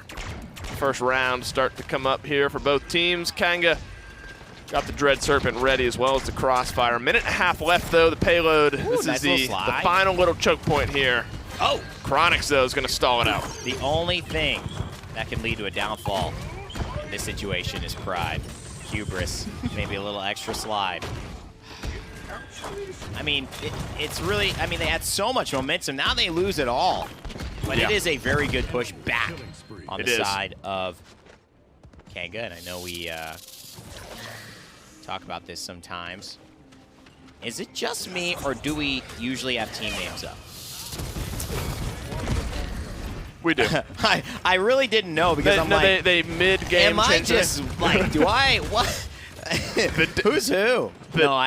No, it's not an issue. You know, I got a word from production that yeah, that was the case. But hey, guys, it's fine. We are we're getting there. Though. I just wanted. Just remember, I blue. wanted to know if I was crazy. Blue is VP. No, you are. I mean, you They are. said I you am are. wait. But not for. Not for this reason. Right. Okay, cool. You're. I mean, regardless of this scenario. Oh yeah. The answer would have been the same. here. Definitely not normal. Not in the classic normal. I don't. Well, think you I gotta could be. ever You put gotta be a myself. little weird to do this job. Hey, I if you think. want to do something abnormal, you can't really be normal, right? That's absolutely true. Absolutely the case. What's not abnormal here is a defensive fight happening so far away from the payload. They need to get a clean sweep here. Os Rhino is doing his best to prevent it from happening, going toe-to-toe. Hecate gets the better end of that one, Can they though. touch? They Yes. get the touch. Overtime now in favor. I don't know who it's really in favor of. Overtime ticking away, though. I think it's in favor for of- Virtus Pro. I guess in favor of Kanga is the way, right? I mean, honestly, I think VP are in a good spot here because Kanga are immediately on the back foot. And look at this, like, Fishy especially goes since so Evil deep. Eye could be, he's trying to get the dragon right now. He's going to get him. Oh, he gets out! How? Heal up, How? young Evil Eye. How? Oh, he poked out too soon. Didn't get the healing. Hekate with the aim. This man has been training, and at this point, he's going to get Commander's Grab. There's no training to deal with that. You can't avoid that one unless you have Resilience 10, which is not available yet in the item shop. Coming soon. Maybe that'll be Gore's next infomercial. Resilience 10. Want to prevent anything ever. Resilience 10. Another great product. Another great product. What was come to life? Yeah, I forget. I almost forget what his product was called, like his intro. I forget what he said. For Rejuve Tape? Hi, welcome back to, like, I forget that intro. With another great product from, I forget that part. Great video, though. Evil Make sure Mojo. He's at Evil Mojo Studios. Make sure to go check it out. Always a great video. Well, Evan, we're not going to get a 4-0 here. Yeah. At minimum, 4-1. Yeah, you had to bring that up, didn't you? I know, I'm sorry. Just had to Let's say take I want to see where the Wreckers are at going into point fight number 2 here. We can take a peek at them. Only 1-2 here for Joel, so the shields are going to start going away. The King Bomb into targets right in front of him, though. That's going to be good for a couple of kills. Fishy and Vex are going to put the team on their back to start off round number 2. Evil Eye's got to take a step back here and try to regroup. Now, Dave, I thought we had a team fight, but I just can't find it anywhere. Yeah, no, there was a... Did I lose it? Did it not get... You missed it. Is it the same place as the team names right now? I don't... But they're back, actually. You haven't noticed the team names are back? Hey! Okay, well then maybe... well, at least maybe it's like we found that and then we lost any potential team fight from Kanga at this point. I mean, this is just annihilation. There's no back and forth at all. There's not much back and forth. Rhino's going to find a little bit of it, though. Hekate, you know, it's on. I maybe overuse the term like mirror image, same thing we saw last time, blah, blah, blah. Yeah, you just said that. What the heck? But literally, dude, the same exact thing as the first point fight where Fasheko goes huge, 2 or 3 kills for him, and then Hekate runs down the rest of the team as the payload starts moving forward. 2 minutes left, though. You know what might be a good thing to say, Dave? What's that? Because, you know, Atlas has been such a key factor. It's kind of like deja vu. Oh, you know, I like that one. Like his talent. I need to let me pen that one down really quick. Pen that one down. That's That's an Evan special. Done. You took your pen out? You wrote on your pad? I did. Hekate's got to be careful here. Don't want to bite off more than you can chew. Nearly takes out Evil Eye. Instead, it's Fishy who gets blasted. Doseps cleans up Chronix in this case. Hekate, he's just free-firing from the back line right now. Rhino's going to call his bluff and run him down. 1 minute and 20 seconds left, and the payload's not moving anywhere. Ooh, shields, fireballs, turrets. Oh, my. Oh, my. You know, if Wizard of the Oz, Wizard of Oz. Wizard of the Oz. I'll just stop it there because I said it wrong. But this is finally what Kanga wanted to do. Yeah. They found that like defense back. It's been fine here, but man, I mean the team fights happen so fast. It's almost non-existent from Kanga to have a chance to really respond. They stabilize on defense, but it's a bad sign if they can't get it going every round. There's through time and space, it will whiff, but Hekate is literally, I mean, he's hit every single one of these imminences. He has not been missing. The man was rubbing his hands coming into this game. You knew he was feeling good. The crossfire is going to be good for some damage right now. Hekate finds the lowly Virtus Pro kill in this one. Rhino with his second now. 25 seconds left. Virtus Pro, they got a team fight to just get back to the payload right now, and then another couple to get through. And it's a little hard for them to actually push this choke without making a commitment. Right. And so they need to utilize a lot. But luckily, the payload has moved back far enough to where if they do win a slight fight here, they could just touch it. Yeah, they can't by touch, proximity, get right? that overtime. Really good commander's grab. They should seal the deal. Nice play by Rhino. That's a big trade right there. I mean, even though trading out his life, getting rid of Fasheko is huge.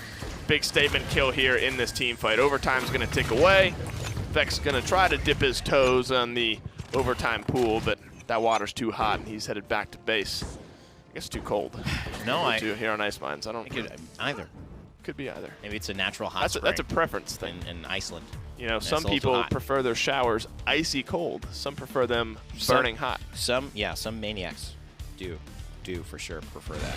I talked to a guy who like swore by icy cold morning. He said, this is where he lost me. He said, once you start breathing and focusing internally, then it becomes really rejuvenating. And I'm like, Then it's warm. I don't want to just survive my morning Dave's shower. like, well, I guess his point is, it's kind of like the people who jump into the ocean. That's swim at exactly the 5 parallel a.m. he drew. Because I think there is something to There that. is, there it's is. just that I don't want to I wake don't- up at right, 5 right, right. a.m. and get in cold. I agree. No, That's not my natural thing. I'm sure I'd like it after I did it, but boy, oh boy, what kind of mentality No. would I have to be having right now to go? There's certainly something to it. I did not mean that there isn't, because there definitely is. You just offended a lot of people. Offended on the a lot of internet people. right That's a now. good dread serpent right into the overpower. Goes Pacheco, nearly reverses it, but instead, Chronix and Evil Eye, they're starting to heat up here for Kanga. Double now for us. Rhino, the Khan coming alive as well. Hecate back to base. That's the first clean team fight win, maybe of this entire set here. Or not the entire set, excuse me, this entire map here for Kanga. Dave, these fights last about 5 seconds. They do. And It's one way or the other. Explosive. And now One it's way or the Kanga's other. turn, and one way or the other, I mean, it's incredible. I love the pace, but it goes back to what I said earlier. These teams are sick of playing against one another. They're like, dude, we are going to bang our heads together. Somebody's going to win. Somebody's going to lose. Please, let's just finish this. And what's so funny is it's still probably going to result in another 4-3. Well, ladies and gentlemen, Despite it all. It is map point, it is set point, and it is day point now coming in here to the final Dave point. push. And Dave point. That was Dave's point. Until Monday, at least. It is Dave point for the weekend, until I spoil all your weekend TV shows on Twitter. Oof. Yeah, can't follow Dave, so if you are basically Whoa, whoa, unfollow whoa, him, whoa, that's whoa, a- whoa, Oh, whoa, whoa. Stock of the day stock is Hold on. rising right now. Hold You can't do that to your boy. Yeah, what was that, 10, 11? Like 12 likes. 12 this likes morning. on that bad boy this morning. Socks getting better and better. In fact, you know, you might have even had some better socks than that. So now it's just on it, not even Right. your S-tier sock. We're You're getting trending more upward. likes. We're trending upward. We're trending upward. That's what's important. They're going to like your engagement statistics on that for sure. I think media brands will be reaching out very, very soon. Yeah.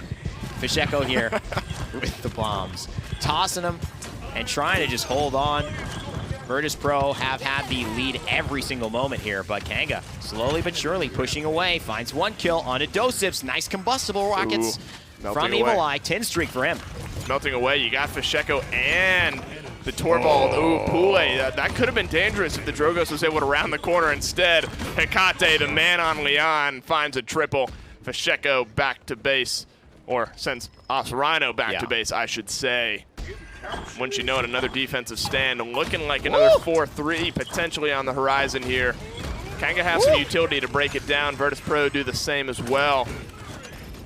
Now you have to start considering on either side, Evan, how much do you want to invest to potentially try to get this one through?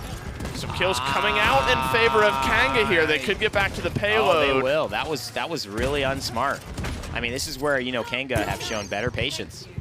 Maybe they just need it more. They want it more. They're not as I mean, I don't know what it is. I know both teams want this win, but Kanga were very determined to just hold that choke, and Fish pushed way ahead.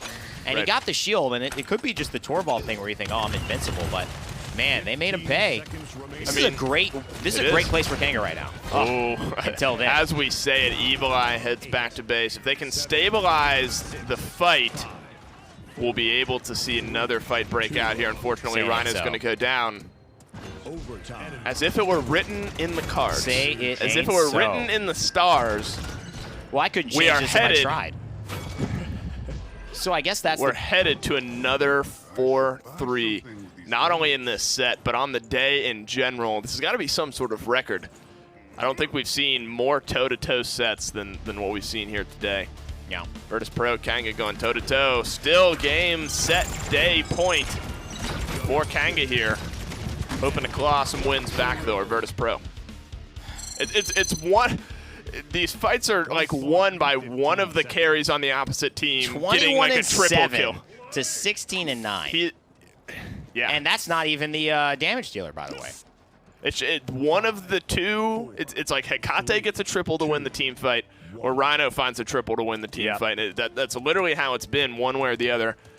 You got Master Riding coming out now. It's usually more of a reactionary item. Once one team starts to get it, you realize, well, we're going to get there slower, so we need to start pulling it out as well. Kate on a little bit of a flank right now. Here's the Dragon Punch. Where's it going to go? The Overpower as well, so they've at least eliminated one target. Oh, he just misses onto Fisheko. He gets some damage. Oh, that's a good Dread Bomb. This Dread Serpent, excuse me, to save the life of Evil Eye here. And Kanga win the fight. Hecate trades out his life for one, but Kanga with some perfect ultimate usage win this team fight. But look, you still have Hyper Beam, you still have Enlightenment, and you still have Immortal if you're Virtus Pro. There's still a chance they could get in and get a touch. They have not dismounted. No, they've dismounted everyone. No, Kate's still here. You need a Hyper Beam to start this off. Right here, Hyper Beam of time. Oh, there's so many grouped so up. many bombs. Oh, Fish has got to stay alive. 40 health. 40 health! He can't step forward either. He's going to get the healing. He's not going to go down. The Torvald bubble and the Genos healing, keeping him alive, though. Jera cleans up that kill. They can smell the stake. They want to push it through here. A double kill from the healer. The Dragon Punch is back online. Kanga, they're going to do it. They're going to get some steak dinners, and they're going to end the day with a big win.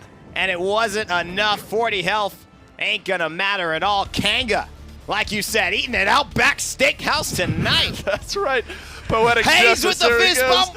He gives us the side eye, finally walks by, gives us the fist bump. I've always wondered if they can, I know they can hear us in their headsets, but I bet coming out there, you hear us getting hype in the hallway, and that gets a little reaction out of Hay. It's good feeling from them. They're a team that's been so close on some of these games so long. It's got to be good, especially against a team like Virtus Pro, to win 4-1. So contentious, but they come out on top. Let's send it back to the desk. I'm out of here. End this day. Well, they do it. They close it out. It goes another 4-3. It comes down to the wire, but that last point fight, that was all Kanga all day. That was close. I thought it was pretty close at points. The Dragon Punch misses. Very, very close call there from Evil Eye. He almost dies. Gara just bails him out with another big fear. Evil Eye stays alive, gets healed back up, puts out some damage, then is able to come back through, rip him with a Dragon Punch, and just put the damn nail in the coffin. Kanga definitely get it done there. It was pretty scary because they were on the back foot for the first half of that game. You know, I planned ahead. No matter what team won, I was wearing their colors. I could root for whoever I want, make it easy. Come on. As biased as possible, rooting for everyone here. Fortunately there, Fisheko, 142,000 damage. Hecate, 135,000. They are almost 40,000 damage, if not 40,000 damage. Or up to nobody on Kanga broke 90K. Nobody on Kanga broke 90,000 damage. They didn't have the damage, but they had the point control.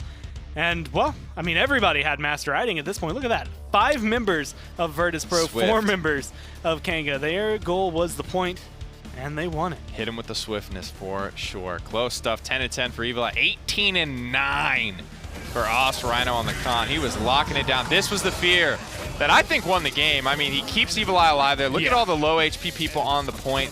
If Virtus Pro were allowed to quickly finish off Evil Eye and then turn their sights onto the objective, they would have killed everyone from Kanga and probably won this game. But that fear from Gara was incredibly clutch. That's one of those, we always get to highlight the DPS players, but when you see that kind of play, like that is literally the support winning the game for them.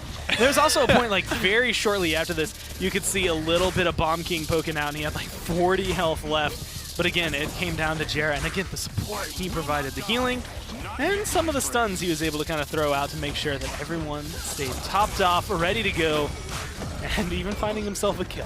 Yes, sir. In all seriousness, though, this is a great replay. Being able to watch not only that critical fear, the culmination, how that zone looked like after, but not only they came in, they took that one back. You see Gara rotate out, how he continues to heal people, and you get to see the whole scope of the fight. So that was actually a really, really great replay to be able to watch and really wrap up. That is how the game came to an end. It was all on the back. Like, again, we always mention it's a team game. The DPS get to look flashy because they're in the front getting the kills.